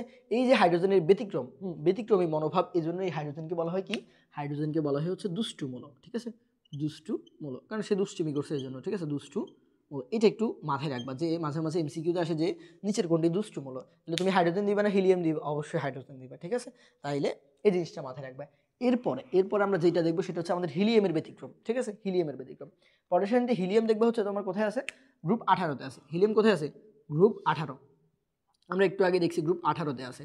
এখন হিলিয়াম কি আসলে গ্রুপ 18-তে থাকার কথা ছিল বলো তো, হিলিয়ামের ইলেকট্রন বিন্যাস যদি তুমি দেখো হিলিয়াম হচ্ছে কি 2, দুইটা পারমাণবিক, যে পারমাণবিক সংখ্যা 2, তাহলে কি হবে 1s2 হবে, মানে হচ্ছে তার শেষ এই যে অরবিটালে, শেষ অরবিটালে কি আছে, দুইটা ইলেকট্রন আছে, দুইটা ইলেকট্রন, সে যদি দুইটা ইলেকট্রন থাকে তাহলে তার থাকার কথা ছিল কোথায়, গ্রুপ 2-তে, কোথায়, গ্রুপ 2-তে, কিন্তু তাকে কি গ্রুপ 2-তে রাখা হয়েছে, হয়নি, কিন্তু তার গ্রুপ 18-তে পাঠিয়ে দেওয়া হয়েছে। কেন, কারণ হচ্ছে হিলিয়াম কি একটা নিষ্ক্রিয় মূলক, একটু আগে আমরা দেখছি একটা নিষ্ক্রিয় মূলক, কেন, কারণ এই যে হিলিয়ামের যে গাঠনিক স্ট্রাকচার, যে গাঠনিক স্ট্রাকচার, এখানে আমরা দেখছি যে সে কি করে, দুইয়ের নিয়ম ফলো করে, সে দুইয়ের নিয়ম ফলো করে, মানে হচ্ছে শেষ এই যে কক্ষপথ যেটা, এখানে দুইটা ইলেকট্রন থাকে, ওকে, তাইলে এর রাখার কথা ছিল কোথায়, এর রাখার কথা ছিল কিন্তু গ্রুপ কোথায় 2-তে, কিন্তু তারা রাখা হয়েছে গ্রুপ 18-তে, কেন, সে নিষ্ক্রিয় মূলক, ঠিক আছে, আশা করি বুঝছো, তাহলে এটাও কি একটা ব্যতিক্রম পটেনশিয়ালের, ওকে।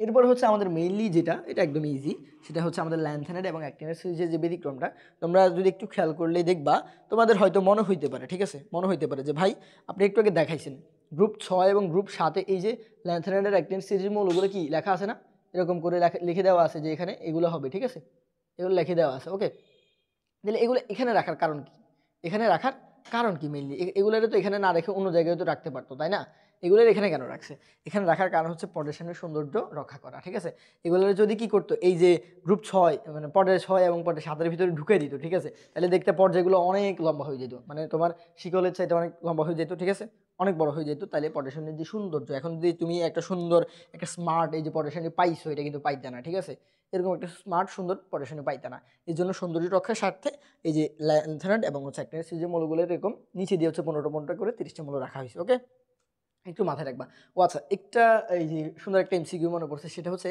আমাদের ল্যান্থেনাইড এবং অ্যাক্টিনাইড সিরিজের মৌল কয়টা, আমি যে একটু আগে বলছি 15টা এবং 15টা, ঠিক আছে, 15টা এগুলো আসে মাঝে মাঝে এমসিকিউতে, যে বলবে ল্যান্থেনাইড সিরিজের মৌলগুলো কয়টা, অ্যাক্টিনাইড সিরিজের মৌল কয়টা, ঠিক আছে, 15টা একটু মাথায় রাখি, ওকে, আচ্ছা ঠিক আছে, মোট হচ্ছে 30টা। তাহলে এই গেল হচ্ছে আমাদের ব্যতিক্রম শেষ। এবার আমরা দেখবো হচ্ছে আমাদের ইলেকট্রন বিন্যাস, কি দেখবো, ইলেকট্রন বিন্যাস। এরপরে ইলেকট্রন বিন্যাসের সাহায্যে আমরা পটেনশিয়াল মৌলের অবস্থা নির্ণয় করব। এরপরে কিন্তু হচ্ছে কি আমাদের চ্যাপ্টার ক্লোজ, ওকে, চ্যাপ্টার ক্লোজ মানে আজকের ক্লাসটা ক্লোজ, ওকে। এরপরে আমরা নেক্সট ক্লাস যেটা, সেটাতে কিন্তু পর্যায়বৃত্ত ধর্ম যেটা, এগুলো নিয়ে আলোচনা করবো। দুইটা সেক্টর হচ্ছে আমি ভাগ করছি। প্রথম ক্লাসে আমরা পুরোটাই পটেনশিয়াল নিয়ে আলোচনা করবো, এরপর পটেনশিয়ালের হচ্ছে যে মৌলগুলোর পর্যায়বৃত্ত ধর্ম যেগুলো, ওইগুলো নিয়ে নেক্সট ক্লাস আলোচনা করবো। তো দেখা এখন আমরা কি শিখবো, এখন আমরা শিখবো হচ্ছে ইলেকট্রন বিন্যাস। মৌলের মৌলের ইলেকট্রন বিন্যাস। ইলেকট্রন বিন্যাস মনে রাখার জন্য সবচেয়ে যেই এই যে মানে সবচেয়ে প্রচলিত যেই বহুল ফর্মুলা সেটা হচ্ছে এসএস পিএস এইভাবে হচ্ছে মনে রাখা, ঠিক আছে। তো আমরা এভাবেই মনে রাখবো। তো তুমি যেভাবে মনে রাখতে পারো সেটা হচ্ছে দেখো এই সংখ্যাগুলো মনে রাখবা, সেটা হচ্ছে এসএস, এরপর হচ্ছে পিএস, এরপর হচ্ছে কি পিএস, ওকে, এরপর হচ্ছে কি ডিপিএস, একটু দূর দূর করে লিখি তাহলে ভালো হবে, ডিপিএস, এরপর আবার ডিপিএস, এরপর হচ্ছে এফডিপিএস, এরপর আবার কি এফডিপিএস, ওকে। এই জিনিসটা মাথায় রাখলে মোটামুটি আমাদের পটাশিয়ামের সবগুলো মৌলের কি করা যায়, ইলেকট্রন বিন্যাস করে ফেলা যায়, ওকে। তো দেখো মাথায় রাখবা এই এস শুরু হয় কোথা থেকে, এক থেকে। কি শুরু হয়, এক থেকে, মানে হচ্ছে এসের পাশে যে সংখ্যাগুলো তোমরা দেখবে ইলেকট্রন বিন্যাসে এরকম থাকে, এই যে 1s2 2s2 2p5 এরকম অনেক কিছু থাকে, ঠিক আছে। তুমি বুঝো না যে এই জিনিসটা কীভাবে লেখে। এখন আমি যেভাবে দেখাবো এভাবে লিখলে তোমার কাছে কী হয়ে যাবে, এটা ইজি হয়ে যাবে। তো দেখো মাথায় রাখবে এসের যে পাশের সংখ্যাটা এটা শুরু হবে কি থেকে, 1 থেকে। কি থেকে, 1 থেকে। তাহলে আমরা কি করব, এই যে এসের পাশে 1 দিব, 2 দিব, এরপরে কি s3, এরপর হচ্ছে 4s, হ্যাঁ, এরপর হচ্ছে 5s 5 নাম্বার s, 6s, এরপরে কি 7s 8s, ওকে। এবার দেখো এবার পি, এরপর হচ্ছে পি শুরু করব, এস এর পর হচ্ছে পি শুরু হয় কি থেকে, 2 থেকে। মাথায় রাখবে কি থেকে, 2 থেকে। তাহলে আমরা পি কি করব, 2 থেকে শুরু করব, 2p, এরপর হচ্ছে 3p, এরপর হচ্ছে কি 4p, এরপরে 5p, এরপর হচ্ছে 6p, এরপরে 7p। এরপরে হচ্ছে আমরা কি করব, ডি স্টার্ট করব। ডি কি থেকে বুঝতেই পারতেছো, এস যেহেতু 1 থেকে, পি যেহেতু 2 থেকে, ডি হবে কি 3 থেকে অবশ্যই। তাহলে ডি হবে কি 3d, এরপরে কি 4d, এরপরে হচ্ছে 5d, এরপর হচ্ছে 6d। এবার আসে কি এফ। তাহলে বুঝতেই পারতেছো এফ কোথা থেকে শুরু হবে। এফ হবে কি থেকে বলো তো, এফ হবে আমাদের 3 যেহেতু 4f 5f, ওকে। আশা করি এটা ক্লিয়ার। তো দেখো এবার একটা বিষয় কি তুমি খেয়াল করছো, এখানে এই যে আমি সংখ্যাগুলো লিখছি এখানে কিন্তু এস কয়টা দেখো, এস এই যে 1 থেকে শুরু হয়ে কোথায় শেষ হয়েছে, 8-এ শেষ হয়েছে। তাহলে এরপরে যেটা পি, 2 থেকে স্টার্ট করছি, শেষ হয়েছে কোথায়, 7-এ। এরপর ডি 3 থেকে শুরু করছি, শেষ হয়েছে কোথায়, 6-এ। হ্যাঁ, 6 কই 5d 6d, দেখছো 6-এ শেষ হয়েছে। তাহলে এরকম করে কিন্তু এক এক কমে যাচ্ছে, মানে এখান দিয়ে তুমি এক বাড়াচ্ছ, এখান দিয়ে এক কমে যাচ্ছে, বুঝছো কিনা, এক বাড়াচ্ছ এক কমে যাচ্ছে, ওকে। তাইলে এটা একটু মাথায় রাখবো, সিরিয়াল অনুযায়ী এই জিনিসটা মাথায় রাখলে তুমি হচ্ছে কি করতে পারবে, ইলেকট্রন বিন্যাস সহজেই করে ফেলতে পারবে। তো আরেকটা জিনিস মাথায় রাখবে, সেটা হচ্ছে তোমার এস, এর হচ্ছে মেইনলি ঘর সংখ্যা, বা হচ্ছে এস এর যেই ইলেকট্রন রাখার যে ঘর, ইলেকট্রনের ঘর হচ্ছে 2টা, কয়টা, 2টা। এরপরে পি এর ক্ষেত্রে ইলেকট্রনের ঘর হচ্ছে মাথায় রাখবা 6টা, কয়টা, 6টা। ডি এর ক্ষেত্রে সর্বোচ্চ সংখ্যক ইলেকট্রন রাখার ঘর হচ্ছে 10টা, আর এফ এর ক্ষেত্রে কয়টা, এফ এর ক্ষেত্রে হচ্ছে 14টা। এইটা একটু মাথায় রাখবা, ওকে। এখানে 2 লিখছি, আচ্ছা 2টা, ওকে। এইটা মাথায় রাখবা, ঠিক আছে। এস এর ক্ষেত্রে কয়টা, 2টা, হ্যাঁ, এস এর ক্ষেত্রে 2টা, পি এর ক্ষেত্রে 6টা, ডি এর ক্ষেত্রে 10টা, এফ এর ক্ষেত্রে 14টা। আমি একটু আবার এই পাশে লিখি, দেখো এস এর ক্ষেত্রে সংক্ষেপে লিখতেছি 2, পি এর ক্ষেত্রে 6, এরপরে ডি এর ক্ষেত্রে 10, এফ এর ক্ষেত্রে 14। এই যে এই বক্সটা মাথায় রাখতে হবে। তাহলে এবার হচ্ছে আমরা কি করবো, ইলেকট্রন দিব, ঠিক আছে। এবার ইলেকট্রন দিব, তাহলে দেখো ইলেকট্রন দিব, এই যে এসে কয়টা দিব, 2টা করে, 2টা দিলাম, এটা এস, এটা এস। পিতে কয়টা, 6টা, এটাতে 2টা এস, পিতে 6টা, এসে 2টা। ডিতে কয়টা, এই যে 10টা, ডিতে কয়টা, 10টা, এই যে 10টা। পিতে কয়টা, 6টা, এসে 2টা। ডিতে কয়টা, 10টা, পিতে কয়টা, 6টা, এসে 2টা। এরপর হচ্ছে এফে কয়টা, 14টা, এই যে এফে 14। ডিতে কয়টা, 10টা, পিতে কয়টা, 6টা, এসে 2টা, 14টা, 10টা, এরপরে কয়টা, 6টা, 2টা। এরকম করে দিবে আর কি, ঠিক আছে। তো আমাদের যতগুলো লাগবে ততগুলো দিবে। এখন তো আমি সবগুলোতে দিয়ে দিলাম, অ্যাভারেজে সবগুলোতে দিয়ে তোমার দেখাইছি আর কি, ঠিক আছে। তাহলে তুমি যতগুলো তোমার লাগবে ততগুলো তুমি দিবে, ওকে। তো দেখো এখন হচ্ছে আমরা কি করবো, কয়েকটা মৌলের ইলেকট্রন বিন্যাস করবো, তাহলে তুমি ক্লিয়ার হয়ে যাবা, ঠিক আছে। মাথায় রাখবে এখানে আমাদের যতগুলা পারমাণবিক সংখ্যা যত, মাথায় রাখবা ইলেকট্রন সংখ্যা তত, প্রোটন সংখ্যা তত। একটা মৌলের পারমাণবিক সংখ্যা যত, ইলেকট্রন সংখ্যা তত, প্রোটন সংখ্যা তত। যদি সে কি করে না, যৌগ না গঠন করে, ঠিক আছে, মৌল আলাদা একটা মৌলের, তাহলে তার ইলেকট্রন অতগুলাই থাকবে। তো আমরা তো এখানে মেনলি ইলেকট্রন বিলি করতেছি, যে উপরের এগুলো কি ইলেকট্রন, আর এই যে সামনে যেটা এটা হচ্ছে অরবিটাল সংখ্যা, ঠিক আছে, বা হচ্ছে কক্ষপথ সংখ্যা যেটাই বলি, ঠিক আছে, কক্ষপথ সংখ্যা বা অরবিটাল সংখ্যা। তাহলে বা প্রধান এই যে কোয়ান্টাম সংখ্যা বলা যেতে পারে, ঠিক আছে? এটাকে যখন তোমরা কোয়ান্টাম সংখ্যা শিখবে দেখবে যে ওই যে পাশের যেটা এটা বলো প্রধান কোয়ান্টাম সংখ্যা, আর উপরেরটা হচ্ছে ইলেকট্রন। তাহলে ইলেকট্রনগুলো হচ্ছে মিললে আমরা কি করব, বিলি করব, ঠিক আছে, তাদেরকে দিব। তাহলে এবার দেখো আমরা কয়েকটা মৌলের ইলেকট্রন বিন্যাস করি, ঠিক আছে? কয়েকটা মৌলের ইলেকট্রন বিন্যাস করলেই তুমি হচ্ছে কি এই বিষয়টা ক্লিয়ার হয়ে যাবে। দেখো প্রথমেই আমরা করবো হচ্ছে সোডিয়ামের ইলেকট্রন বিন্যাস। কিসের? সোডিয়াম। সোডিয়াম সোডিয়াম কত? সোডিয়াম আমরা জানি পারমাণবিক সংখ্যা হচ্ছে 11। তাহলে কি লিখবো আমরা প্রথমে S S P S P S, ঠিক আছে? এরপরে ডিপিএস। তো আমাদের তো সবগুলো লাগবে না, বুঝো নেই? বুঝাই যাচ্ছে 11টা ইলেকট্রন, যেহেতু 11টাতে তো আমরা এস এস পিএস পিএস লিখে দিলে হয়ে যাবে, আর লাগবে না 11টা, আমরা এখানেই খাওয়াই ফেলতে পারবো। তাহলে এখানে কিন্তু আমাদের ডিপিএস লাগবে না, তবু আমি লিখছি, বুঝছো কি না? কেন লিখছি তুমি হচ্ছে লেখার পরে বুঝবা, ঠিক আছে? আপাতত এতটুকু লিখছি, আর লেখার দরকার নেই, আমি বুঝতেছি লাগবে না। তুমি কিভাবে বুঝবা? করতে করতে বুঝে যাবো, বুঝছো কিনা? এটা আসলে বোঝার তেমন কোনো টেকনিক নেই, তুমি করতে করতে বুঝে যাবে যে এদের এতগুলো ইলেকট্রন দিতে হবে। তোমার যতটুকু প্রয়োজন ততটুকুই না। তোমার আছে 10টা ইলেকট্রন, তোমার দরকার আছে তুমি ডি আনার পি আনার এগুলো দরকার আছে নাই তো? তোমার এস এস পিএস পিএস নিলে 10টা হয়ে যাচ্ছে, বুঝছো? কিভাবে হবে একটু দেখো। এস কোথা থেকে? 1 থেকে, 1 2 3 4, ঠিক আছে, 5। এস 1 থেকে শুরু হবে। পি কোথা থেকে? 2 থেকে, 2p 3p, ঠিক আছে, 4p। এরপরে ডি হচ্ছে 3 থেকে শুরু হবে। এফ দরকার না, এখানে আনিনি, ডিও লাগবে না, অ্যাটলিস্ট আমি আনছি আর কি। তো দেখো এসে কয়টা ইলেকট্রন যাবে? সবচেয়ে 2টা, এর 2টা দিলাম। কয়টা হচ্ছে? 4টা। আছে কয়টা? 11টা ইলেকট্রন। পিতে কয়টা? 6টা। কয়টা হয়েছে? 2 4 6 কত? 10। আর এসে কয়টা যাবে? এই একটাই আছে, আর বাকি একটাই যাবে। তাহলে আমার কি এই পার্টটুকু দেখো, এই যে এখান থেকে লিখলাম আমি, এই পার্টটুকু কি আমার লাগতেছে বলো তো? এই পার্টটুকু লাগতেছে? 3p 4s 3d 4p 5s এগুলো কি লাগতেছে আমার? লাগতেছে না তো। তাহলে প্রয়োজন নাই তো এগুলারে, ফালাও, দরকার নেই, এগুলো রাখারই দরকার নেই। আমাদের ইলেকট্রন শেষ। ওকে, তাহলে আমার 11টা ইলেকট্রন ছিল, আমরা 11টা ইলেকট্রন এখানে বসাই দিয়েছি। এখন যদি তুমি ম্যাগনেসিয়ামের ইলেকট্রন দেখো, ম্যাগনেসিয়াম কত? 12। তাহলে কী হবে? 1s2 2s2, আমি ডিরেক্ট লিখতেছি। কীভাবে দেখো, কীভাবে দেখো, 3s এখানে 2 হবে না বলো তো? 11টা ছিল যখন, তখন এখানে 1 হয়েছে। এসে আমরা জানি কয়টা থাকতে পারবে? সর্বোচ্চ 2টা থাকতে পারে। কয়টা? 2টা। তাহলে এখানে আর 12টা যেহেতু একটা ইলেকট্রন বাড়ছে, তার মানে পুরোটা সেম হবে। এখানে জাস্ট একটার সাথে আরেকটা ইলেকট্রন যেহেতু ঢুকতে পারবে এখনো, তাহলে এখানে 2 দিয়ে দিবা। ওকে, এবার দেখো অ্যালুমিনিয়াম কীভাবে করবা? সেম, আরেকটা অ্যালুমিনিয়াম কত আমরা জানি? 13। ওকে, কী হবে? 1s2 2s2 সেম হবে, 2p 6, 3s কত হবে? 3s 3 হবে। কেমন? 3s 3 হবে। তাহলে ওকে, লিখে দিলাম আমি 3s 3। হয়েছে? হয় নাই তো? 3s 3 কেমনে হবে? 3s 3 তো সম্ভবই না। আমরা একটু আগে কি বলছি? একটু আগে বলছি যে এসে থাকতে পারে সর্বোচ্চ 2টা, তুমি 3টাই কেন দিছো? তোমার সাথে আছে 3টা, এই জন্য 3টা দিয়ে দিবেন না, এভাবে তো দেওয়া যাবে না, বুঝো নাই? তাহলে এসে দিতে হবে কয়টা? 2টাই দিতে হবে। এসে কয়টা? 2টাই দিতে হবে, এসে 2টা দিতে হবে। ওকে, তাহলে এরপরে এসে যখন আমি 2টা দিব, এরপরে হচ্ছে আমার আরও একটা ইলেকট্রন রয়ে গেছে না বলো তো? এসে দেওয়ার পরে কয়টা হয়েছে? 12টা হয়েছে, 13টা, মানে কি আমার আরেকটা ইলেকট্রন আছে। তাহলে এসের পরে আমি 3s এর পরে কি নিতাম বলো তো? সরি এস এস পিএস, ঠিক আছে। এরপরে আমি কি নিতাম? এরপরে আবার পিএস নিতাম না বলো তো? আবার পিএস নিতাম। তাহলে এখানে 2p, এরপরে কি হইতো? 3p হইতো। এরপরে এখানে কি হইতো? 4s হইতো। ওকে, তাহলে এখানে মেনলি আমি কি করব? এখানে হচ্ছে মেনলি আমি এই যে আরেকটি ইলেকট্রনকে কি করব? 3p এর উপরে দিয়ে দিব। ওকে, তাহলে এই 4sটা বাদ যাবে। ওকে, তখন এই যে 3p 1 হবে, বুঝছো? 3s 3 করা যাবে না, 3p 1 করতে হবে, ঠিক আছে? আশা করি এই বিষয়টা তুমি কি হয়েছো? ক্লিয়ার হয়ে গেছো।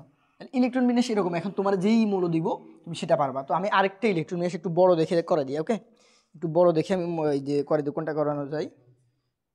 বেশি বড় হয়ে যাবে আবার, একটু দেখি, দাঁড়াও। কোনটা করা যায়? আয়োডিন করে। আয়োডিন হচ্ছে 53, ঠিক আছে? আয়োডিন একটু বড় আছে মোটামুটি।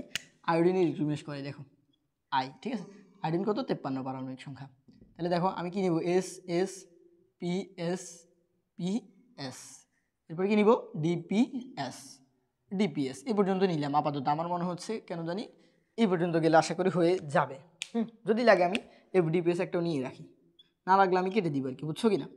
এফডিপিএস, ঠিক আছে? তুমি তো বুঝবা না, তাই তুমি আমার মতো নিয়ে নিবা। ওকে, তো দেখো এর শুরু হবে কি থেকে? 1 থেকে, 1 2 3 4, এরপরে কি 5s 6s 7s। পি থেকে শুরু হবে কোথা থেকে? পি শুরু হবে কোথা থেকে? 2 থেকে। তাহলে কি হবে? 2p 3p 4p 5p 6p। ওকে, একটা কমে গেছে। ডি শুরু হবে কোথা থেকে? 3 থেকে। তার মানে কি হবে? 3d 4d, সরি এখানে আরেকটা ডি আছে, এই যে 4d 5d। আর এফ শুরু হবে কোথা থেকে? 4 থেকে, 4f। ওকে, এবার দেখো এবার ইলেকট্রনগুলো দিব। তাহলে আছে কয়টা আমার কাছে? 53টা ইলেকট্রন। আমি 53টা ইলেকট্রন ভাগ করে দিয়ে দিব। ওকে, তো দেখো প্রথমে এসে 2টা যাবে, 2টা 2টা 6টা, কয়টা গেছে? 10টা গেছে। আবার এখানে 2টা 6টা 2টা, 6টা কেন দিতেছি পিরের, কারণ পির সর্বোচ্চ রাখতে পারে সে 6টাই, বুঝছো কিনা? এটা মাস্ট মুখস্থ, এটা মাস্ট মুখস্থ রাখতেই হবে, বুঝছো নি? খুবই ইম্পর্টেন্ট, এটা না পারলে কিন্তু হবে না। তাহলে 2টা দিলাম, কয়টা হচ্ছে 10 20টা গেল। এরপরে এখানে 10টা যাবে, ডিতে 10টা দিতে পারে, তাহলে কয়টা 30টা, 6টা 36টা, 38টা, 38 আর 10 কত 48টা, আচ্ছা 53টা, ও তো হয়ে গেছে তো, 48 53, তাহলে কয়টা লাগবে? 5টা, দেখেন দিয়া এই যে 5। আর এগুলো লাগতেছে না, দেখছো? এগুলো কিন্তু আর লাগতেছে না, তাহলে আমি মুছে দিব। ওকে, আমার আর লাগবে না। দেখো তুমি মিলে দেখো, এই যে এখানে 10টা, এখানে 10টা 20টা, এখানে 10টা 30টা, 30 6 কত 36, 36 2 কত 48, 48 আর 10 কত, সরি এই এখানে দাঁড়াও একটু একটু বলেছে, 10 20 30, 30 6 কত 36, 36 আর 2 কত 38, 38 আর 10 48, 48 আর 5 কত 53। ওকে, মিলে গেছে, কিন্তু মিলে গেছে। ওকে, এটাই হচ্ছে আমাদের আয়োডিনের ইলেকট্রন বিন্যাস। ওকে, আশা করি এই বিষয়টা তুমি কী হয়েছো, ক্লিয়ার হয়ে গেছো। ওকে, আচ্ছা দেখো এরপরে ইলেকট্রন বিন্যাসে যে ঘরগুলো, ইলেকট্রনগুলো মেনলি কীভাবে থাকে আমি একটু যদি তোমার একটু দেখাই। ধরো তোমার আমি কার্বনের ইলেকট্রন মিষ্টি একটু দেখাই। দেখো কার্বন কত 6, কার্বন করবো কীভাবে 1s2 2s2, 2p কত হবে 2 হবে, ঠিক আছে? এটা আশা করি পারবা নর্মাল নিয়মে। এসে থাকে কয়টা ঘর, 2টা ঘর, মানে 2টা ইলেকট্রন থাকতে পারে, ঘর থাকে কিন্তু একটা। তাহলে দেখো এই যে এইভাবে ইলেকট্রনগুলো থাকে। এরপরে এসে কি এখানে আরও 2টা ইলেকট্রন আছে, এইভাবে ইলেকট্রনগুলো থাকে, ঠিক আছে? একটা হচ্ছে উপরের দিকে, একটা নিচের দিকে স্পিন থাকে। ওকে, স্পিন বা মুখ থাকে আর কি, মুখকে স্পিন বলে। আচ্ছা এখানে পিতে থাকে ঘর কয়টা, 3টে থাকে। একটা ঘরে সর্বোচ্চ কয়টা থাকতে পারে, 2টা। আমরা দেখছি এই যে এসে কয়টা, 2টা করে থাকতে পারে একটা ঘরে। তাহলে পিতে কয়টা, মোট থাকে 6টা। কয়টা মোট, তার 6টা ইলেকট্রন, তাই 6টার জন্য কয়টা ঘর লাগবে, 3টে না? একটাতে 2টা করে, তাহলে 6টার জন্য 3টা ঘর লাগবে। ওকে, তাহলে এই যে এখানে তার আছে কয়টা বলো তো, আছে 2টা ইলেকট্রন, 6টা তো নেই, তাহলে এখান দিয়ে আগে একটা যাবে, এখান দিয়ে একটা যাবে। ওকে, এখান দিয়ে হবে না, ঠিক আছে?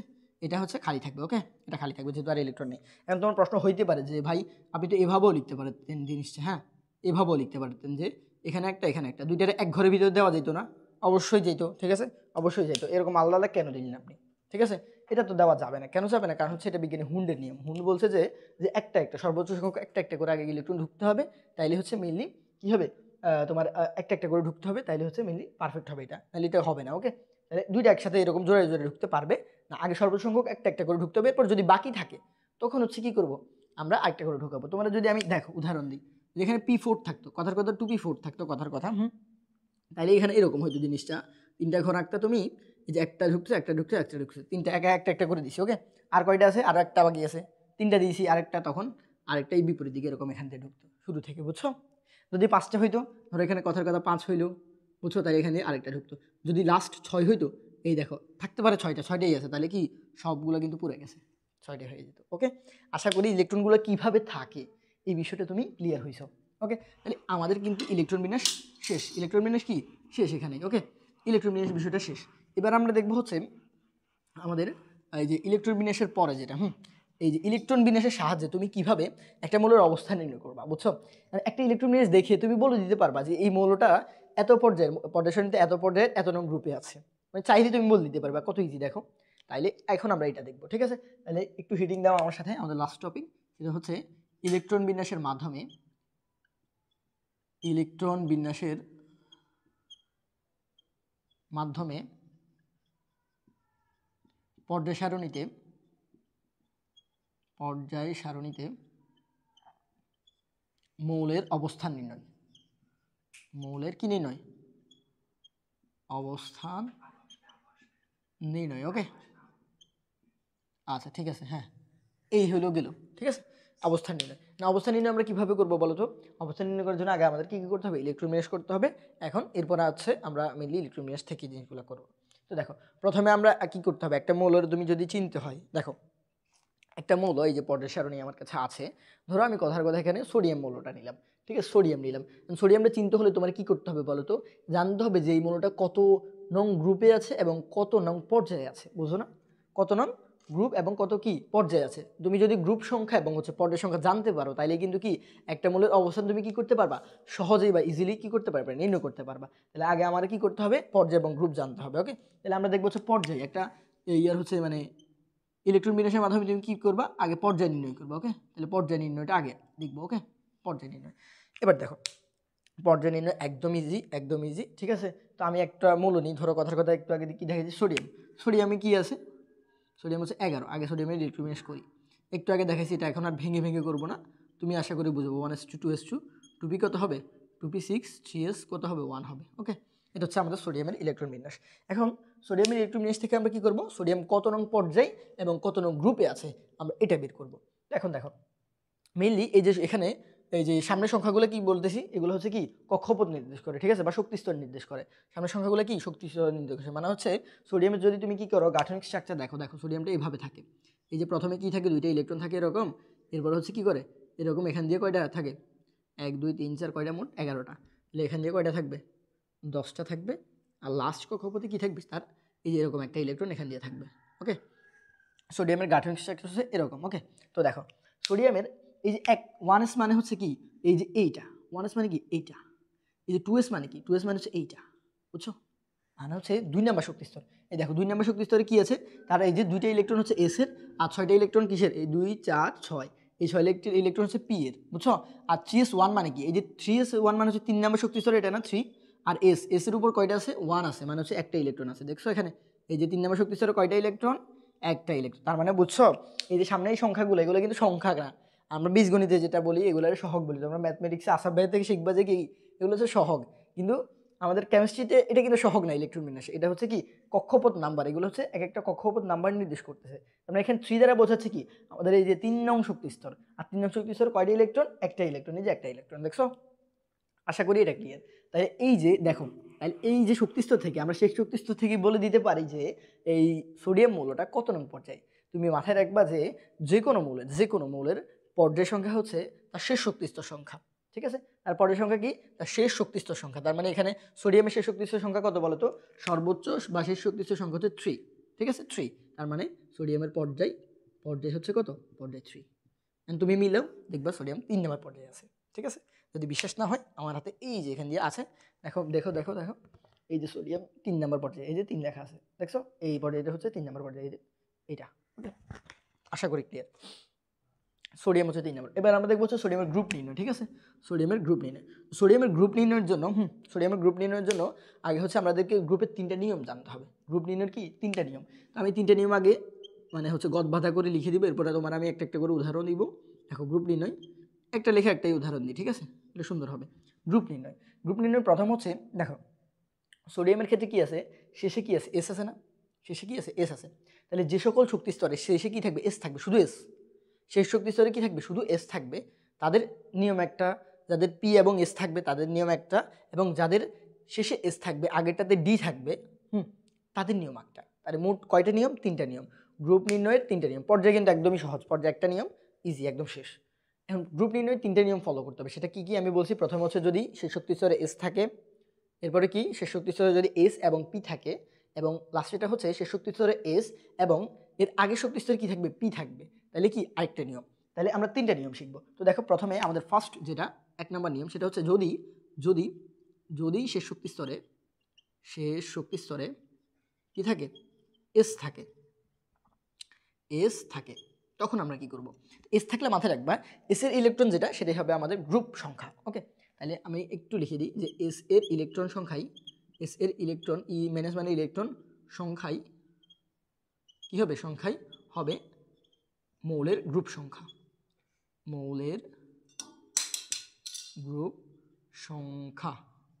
ওকে। তাহলে এস এর ইলেকট্রন কি হবে, মৌলের গ্রুপ সংখ্যা হয়ে যাবে। এটা একটু লিখে নাও। তাহলে যদি শেষ শক্তি স্তরে কি থাকে এস থাকে, তুমি তো বুঝতেছো না, বোঝার জন্য সবচেয়ে আমাদের এই যে উদাহরণ এখানে কিন্তু লেখাই আছে, সবচেয়ে সুন্দর একটা উদাহরণ এখানে লেখাই আছে সোডিয়াম। দেখো সোডিয়ামের শেষ শক্তি স্তরে কি আছে, শেষ শক্তি স্তর হচ্ছে 3, আর 3তে কি আছে এস আছে না।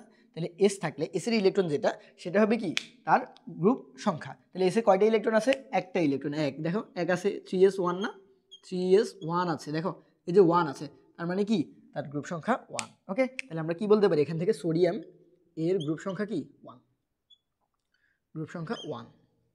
কিভাবে, কারণ তার শেষ শক্তি স্তরে কি আছে এস আছে এবং এসের উপরে ইলেকট্রন একটাই আছে, তাহলে তার গ্রুপ 1। এখন তুমি বিশ্বাস হচ্ছে না, দেখো মিলাও এই যে সোডিয়াম কোথায় আছে, গ্রুপ 1 আছে, এই যে সোডিয়াম 3 নাম্বার পর্যায়ে এবং গ্রুপ 1 আছে, একটু আগে আমরা দেখছি। ওকে, আচ্ছা ঠিক আছে।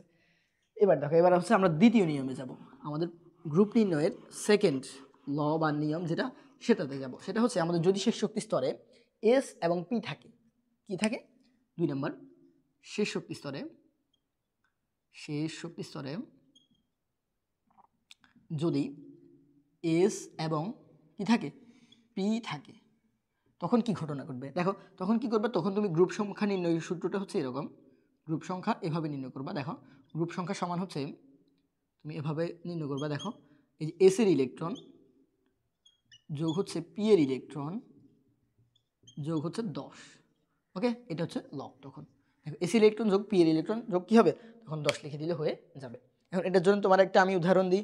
তো তোমার বইতে যেই উদাহরণটা মিলি দেওয়া আছে সেটা হচ্ছে, দেখো একটু বইতে যে উদাহরণটা সেটা হচ্ছে, তুমি যদি এই যে বোরন চিন্তা করো, বোরন দেখলে হয়ে যাবে। দেখো বোরন কত আছে, একদম নর্মাল উদাহরণ 5, বোরন কত 5।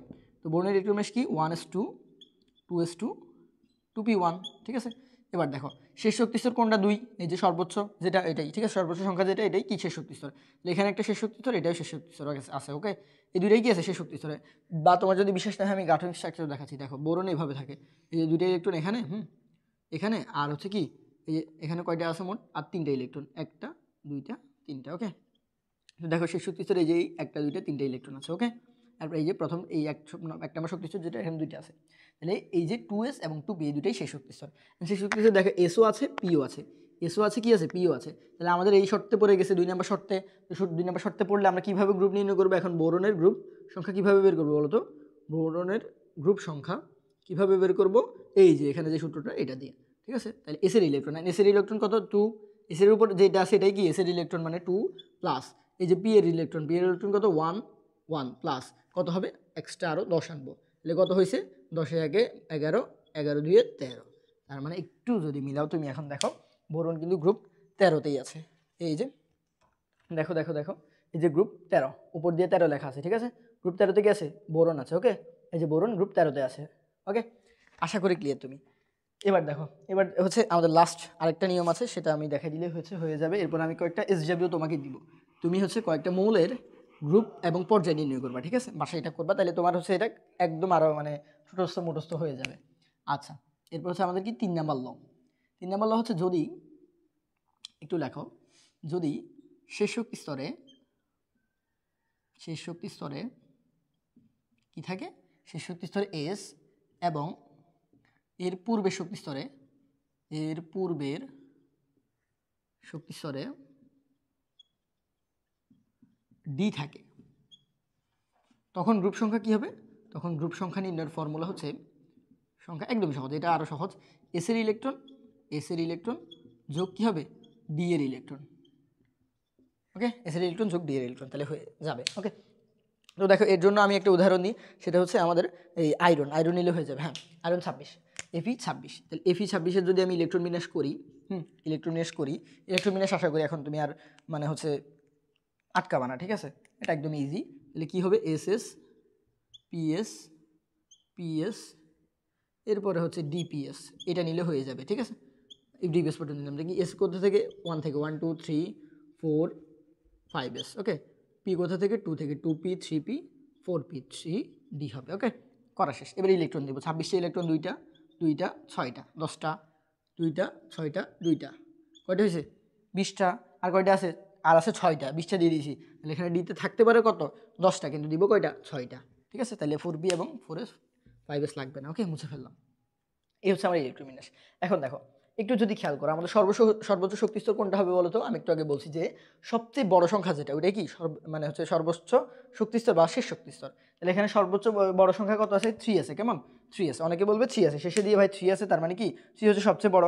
কিন্তু অনেকে হচ্ছে এই বিষয়টা খেয়াল করবেন যে লাস্টে তো 4 আছে, এই যে 4টা হয়তো আগে চলে গেছে, ঠিক আছে, কিন্তু সে কি সবচেয়ে বড় সংখ্যা, ঠিক আছে, আগে আছে, এটা খেয়াল করতে হবে, অবশ্যই এটা খেয়াল করতে হবে। তাহলে 4 হচ্ছে এখানে বড়, তার মানে হচ্ছে এটা হচ্ছে আমার কি শেষ শক্তি স্তর, বুঝছো কিনা, শেষ শক্তি স্তর। এখন দেখো শেষ শক্তি স্তরে কি আছে, এস আছে, এই যে বলছে কি শেষ শক্তি স্তরে কি থাকবে, এস আছে, এস হ্যাঁ আছে। এর পূর্বে শক্তি স্তর, পূর্ব মানে কি, উত্তর দক্ষিণ পূর্ব ওই পূর্ব না, এর পূর্ব মানে এখানে বোঝাচ্ছে আগে, বুঝছো নি, এর আগে মানে হচ্ছে এর আগে যদি কি থাকে, এর আগে শক্তি স্তরে যদি ডি থাকে, দেখো 4 এর আগে শক্তি স্তর কে বলো তো, 4 এর আগে শক্তি স্তর অবশ্যই কি হবে, 3 হবে না, বলো 3 হবে না, 4 এর আগে কে থাকে, 3 তো থাকে, মানে 3 নম্বর শক্তি স্তর আর কি, বুঝছো, আগে শক্তি স্তর কে 4 এর আগে, 4 এর আগে কে 3 না, অবশ্যই 3, ঠিক আছে। তাহলে 3 নম্বর শক্তি স্তর কি আছে, এই যে 3 নম্বর শক্তি স্তর এটা আছে, এই যে এটা আছে এটা আছে। এন্ড দেখো 3 নম্বর শক্তি স্তর আমরা এগুলো হিসাব করব না, ঠিক আছে। আমাদের কাহিনী হচ্ছে মানে শর্ত হচ্ছে যদি ডি থাকে, ডি থাকলেই হয়েছে। ডি আছে নি, এই যে 3 নম্বর শক্তি স্তর ডি আছে, হ্যাঁ আছে। এই যে ডিও পাইছি, 4sও পাইছি, ঠিক আছে। তাইলে এখানে কি করবো, এবার এই ফর্মুলা খাটাবো। ওকে, এই ফর্মুলা খাটাবো। আগের দুইটা ফর্মুলা কিন্তু এখানে কাজে আসবে না, বুঝছো কিনা। অনেকে বলতে পারে কি আগের ভাই ফর্মুলা শিখেছেন না, আগের ফর্মুলা কিন্তু এখানে মেইনলি কাজে আসবে না। ওকে, তাহলে দেখো, তাহলে সূত্র কি, এস এর ইলেকট্রন ডি এর ইলেকট্রন। তাহলে এফ এর গ্রুপ সংখ্যা আমরা কিভাবে বের করবো, এফ এর গ্রুপ সংখ্যা হবে কি, দেখো এই যে আমাদের এস এর ইলেকট্রন কয়টা, দুইটা, 2 আছে, তাহলে 2 প্লাস ডি এর ইলেকট্রন মানে হচ্ছে কি 6, তাহলে কত হবে, 8 হবে। ওকে, এবার দেখো তুমি গ্রুপ 8 কি এফি আছে কিনা দেখি, একটু আমরা একটু যাচাই করে দেখি। হ্যাঁ দেখা যাচ্ছে কিনা, হ্যাঁ এফি 8এই আছে, আসলেই তো 8, হ্যাঁ ঠিক আছে।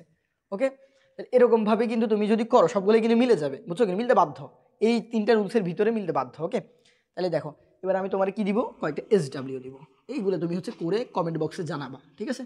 কমেন্টে জানাবা, বা যদি কোনো সমস্যা থাকে তাহলে জানাবা। ওকে, আমি দিই, তোমায় হচ্ছে ম্যাগনেসিয়াম করবা, ম্যাগনেসিয়ামের গ্রুপ, আর হচ্ছে কি পটাশিয়াম নির্ণয় করবা, এরপর অ্যালুমিনিয়াম করবা, এরপর কপার করবা, এরপর হচ্ছে AU, হ্যাঁ গোল্ড করবা, এরপর হচ্ছে জিঙ্ক করবা, স্ক্যান্ডিয়াম করবা, আর কি টাইটানিয়াম করবা, ঠিক আছে। একদম সহজ সহজগুলো দিলাম। এই যে এগুলার কি করবা, এগুলার তুমি গ্রুপ ও পর্যায় নির্ণয় করবা, ওকে, এটা হচ্ছে তোমার SW, ঠিক আছে, SW হোমওয়ার্ক, এটা করে ফেলবা। ওকে, এটা করলে হচ্ছে মেনলি তোমার কি হয়ে যাবে, ক্লিয়ার হয়ে যাবে জিনিসগুলা, ঠিক আছে। তো এরপরে আর ছোট্ট একটা একটু টপিক আমি একটু দেখাই দিই, এটা কিন্তু মানে রেগুলারই আসে, বুঝছো। যখন তুমি ইলেকট্রন বিন্যাস নিয়ে এত কাহিনী করছো, এই প্রশ্নটা অহরহ আসে। আমি চাচ্ছি না আগামী ক্লাসে এটা আবার করাতে, এটা একটু দেখাই দিই। দেখো, সেটা হচ্ছে আমাদের মানে বেশিরভাগ ক্ষেত্রে এই জিনিসটা আসে, মানে বড় হতে আসে অ্যাটলিস্ট, বুঝছো। এটা কিন্তু খুবই ইম্পর্টেন্ট। সেটা হচ্ছে বলে যে ইলেকট্রন বিন্যাস হচ্ছে পটাশিয়ামের মূল ভিত্তি। এই দ্বারা কি বোঝায়, আমরা অনেকে কিন্তু ভেবা থেকে খাই যে ভাই ইলেকট্রন বিন্যাস কেমন পটাশিয়ামের মূল ভিত্তি, পটাশিয়ামতে এতগুলো মৌল আছে, কি আছে ইলেকট্রন, এই যে অনেকে বলবে কি ভাই পটাশিয়াম ভিত্তি ইলেকট্রন বিন্যাস তো নাই, তাহলে এটা কেমনে মূল ভিত্তি হয়, পটাশিয়ামতে কোনো ইলেকট্রন বিন্যাস আছে নাই তো, তাহলে এটা কেমনে মূল ভিত্তি, অনেকে ভেবা থেকে খাই যায়, ঠিক আছে। তাহলে এই জিনিসটা যাতে আর না হয়, এই জন্য আমি এই জিনিসটা লাস্ট দেখাই দিই যে কিভাবে কিভাবে হচ্ছে ইলেকট্রন বিন্যাস আমাদের পর্যায় সারণী যেটা, আধুনিক পটাশিয়াম যেটা, ওইটার মূল ভিত্তি হয়, ঠিক আছে। তো দেখো লেখো একটু আমার সাথে, কোশ্চেনটা হচ্ছে যে ইলেকট্রন বিন্যাসী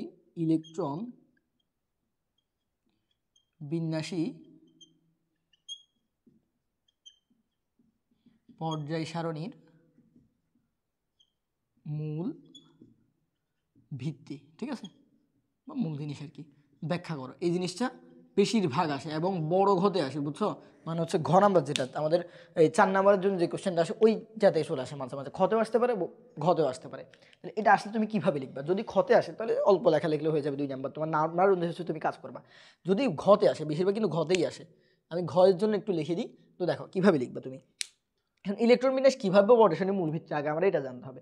দেখো একটু আগে আমরা যে কাহিনীগুলো করলাম, ইলেকট্রন বিন্যাসের সাহায্যে আমরা কি করছি বলতো, একটা মৌলের গ্রুপ নির্ণয় করছি, একটা মৌলের পর্যায় নির্ণয় করছি। এরপরে ইলেকট্রন বিন্যাসের সাহায্যে অ্যাটলিস্ট বলে দেওয়া যায় যে এই মৌলটা কি ক্ষার ধাতু নাকি মৃৎ, মানে হচ্ছে এর প্রকৃতি বলে দেওয়া যায় কিন্তু, ঠিক আছে। এর অবস্থান বলা যায়, একটু আগে অবস্থান দেখছি, ঠিক আছে।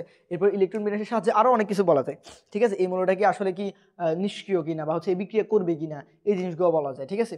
মানে অনেক কিছু কিন্তু বলা যাচ্ছে এই ইলেকট্রন বিন্যাসের সাহায্যে। এই জন্য হচ্ছে মেনলি কি করে, এই ইলেকট্রন বিন্যাসকে পটাশিয়ামের মূল ভিত্তি বলে। মূল ভিত্তি মানে হচ্ছে এটা ছাড়া আসলে চলেই না, বুঝছো। ইলেকট্রন বিন্যাস যদি তুমি না জানো, বা হচ্ছে ইলেকট্রন বিন্যাস জিনিসটা যদি আবিষ্কার না হইতো, তাহলে কিন্তু এই পটাশিয়ামের আসলে কোনো মানে মানে এক্সপ্লেনেশন যেটা, এটা কিন্তু হইতো না, ঠিক আছে। মানে তুমি এটা নিয়ে কাজ করতে পারতা না, বুঝছো। এই মৌলগুলো নিয়ে কাজ করার জন্য মেইনলি ইলেকট্রন বিন্যাস লাগে। এরপর একটা যৌগ গঠন করবা, যৌগ গঠনগুলো করতে হলেও, যৌগ গঠন করতে হলে ইলেকট্রন বিন্যাস লাগে, ঠিক আছে। ইলেকট্রন বিন্যাসের সাহায্যে হচ্ছে তুমি জিনিসটা মানে হচ্ছে দেখাইতে পারবে যে এইভাবে এইভাবে যৌগ গঠন করে, এই ইলেকট্রনটা এখানে যায়, এই ইলেকট্রনটা এখানে যায়, এইভাবে হচ্ছে কি করে তারা আদান প্রদানের মাধ্যমে যৌগ গঠন করে, ঠিক আছে, শেয়ারের মাধ্যমে যৌগ গঠন করে। ওকে, তাহলে দেখো, তাহলে কি পয়েন্টগুলো লিখবা, আমি জাস্ট পয়েন্টগুলো লিখে দিই। প্রথমত তুমি লিখবে হচ্ছে এর সাহায্যে ইলেকট্রন বিন্যাসের সাহায্যে, ইলেকট্রন বিন্যাসের সাহায্যে কি করা যায়, বিন্যাসের সাহায্যে মৌলের পটাশিয়ামটা অবস্থান নির্ণয় করা যায়, মৌলের পর্যায় সারণীতে অবস্থান নির্ণয় করা যায়। ওকে, করা যায়।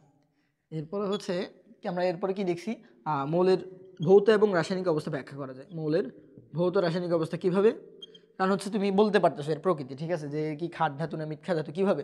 ওই যে শেষে দুইটা ইলেকট্রন যদি থাকে সে কি গ্রুপ টুতে থাকবে, ঠিক আছে, এভাবে বলতে পারতেছো। তাহলে মৌলের ভৌত ও রাসায়নিক অবস্থা ব্যাখ্যা করা যায়, অবস্থা ব্যাখ্যা করা যায় এই ইলেকট্রন বিন্যাসের সাহায্যে। ওকে, এরপরে কি করা যায় বলো তো? এরপর হচ্ছে একটা মৌলের যৌগ গঠন করবে কিনা, যৌগ গঠনের এই নিশ্চয়তা, যৌগ গঠনের নিশ্চয়তা বলতে পারো, নিশ্চয়তা ব্যাখ্যা করা যায়। ওকে, এরকম করে কিন্তু অনেক লেখা লিখে ফেলতে পারো, নিশ্চয়তা ব্যাখ্যা করা যায়। অ্যান্ড আমি যে দেখো আমি তো 3টা পয়েন্ট লিখছি, এই 3টা পয়েন্টে তুমি কিন্তু বাড়াই 2 পেজ লিখে ফেলতে পারবা। কিভাবে বলো তো?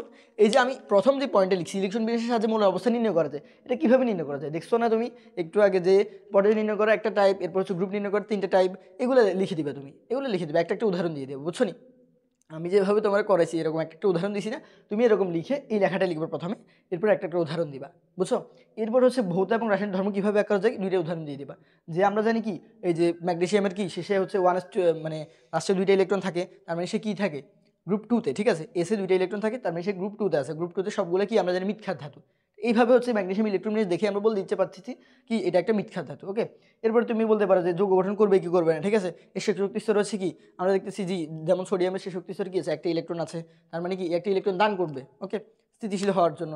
এরকম করে হচ্ছে তুমি বলতে দিতে পারো, ঠিক আছে, একটা উদাহরণ দিয়ে দিবা, দেখবে তোমার 2 পেজ পুরো যাবে, বুঝছো? এটা বড় হতে আসে, এটা তুমি পারবা আশা করি। ওকে, এভাবে লিখলে হয়ে যাবে। তো ইনশাল্লাহ বিদায় নিচ্ছি। আবার হচ্ছে নেক্সট আমাদের ক্লাস বা পর্ব যে 2, হ্যাঁ ক্লাস 2তে হচ্ছে দেখা হবে। আজকে আমাদের ক্লাস 1 ছিল, ক্লাস 2তে দেখা হবে আবার। সেটা হচ্ছে আমরা কি করব, মূলের যে পর্যায়বৃত্ত ধর্মগুলো এগুলো নিয়ে হচ্ছে আলোচনা করব। তুমি আজকের ক্লাসটা আশা করি বুঝছো, এখানে মানে এই যে পর্যায় রিলেটেড আর কিন্তু কিছু আমি বাকি রাখি নাই, বুঝছো? সব হচ্ছে কি কি করছি তোমার ব্যাখ্যা করে দিছি সুন্দর করে। আর ক্লাস 2 অবশ্যই করবা তুমি, এই ক্লাসটা করছো ঠিক আছে, কিন্তু ক্লাস 2 করো না, তাহলে কিন্তু হাফ হাফ প্রিপারেশন হবে, ঠিক আছে, ফুল প্রিপারেশন তোমার কমপ্লিট হবে না। ওকে, এসএসসি পরীক্ষার জন্য ফুল প্রিপারেশন অবশ্যই প্রয়োজন। আর আমাদের এই পার্টটুকু থেকে যেরকম কোয়েশ্চেন আসে, আমাদের পরের পার্ট যেটা ওইটা থেকে কিন্তু আরও বেশি কোয়েশ্চেন আসে, বুঝছো? তো ওইটাই অবশ্যই লাগবে, এটাও অবশ্যই লাগবে, দুইটাই লাগবে। তো পরের ক্লাসে দাওয়াত জানিয়ে বিদায় নিচ্ছি। ধন্যবাদ সকলকে, আল্লাহ হাফেজ।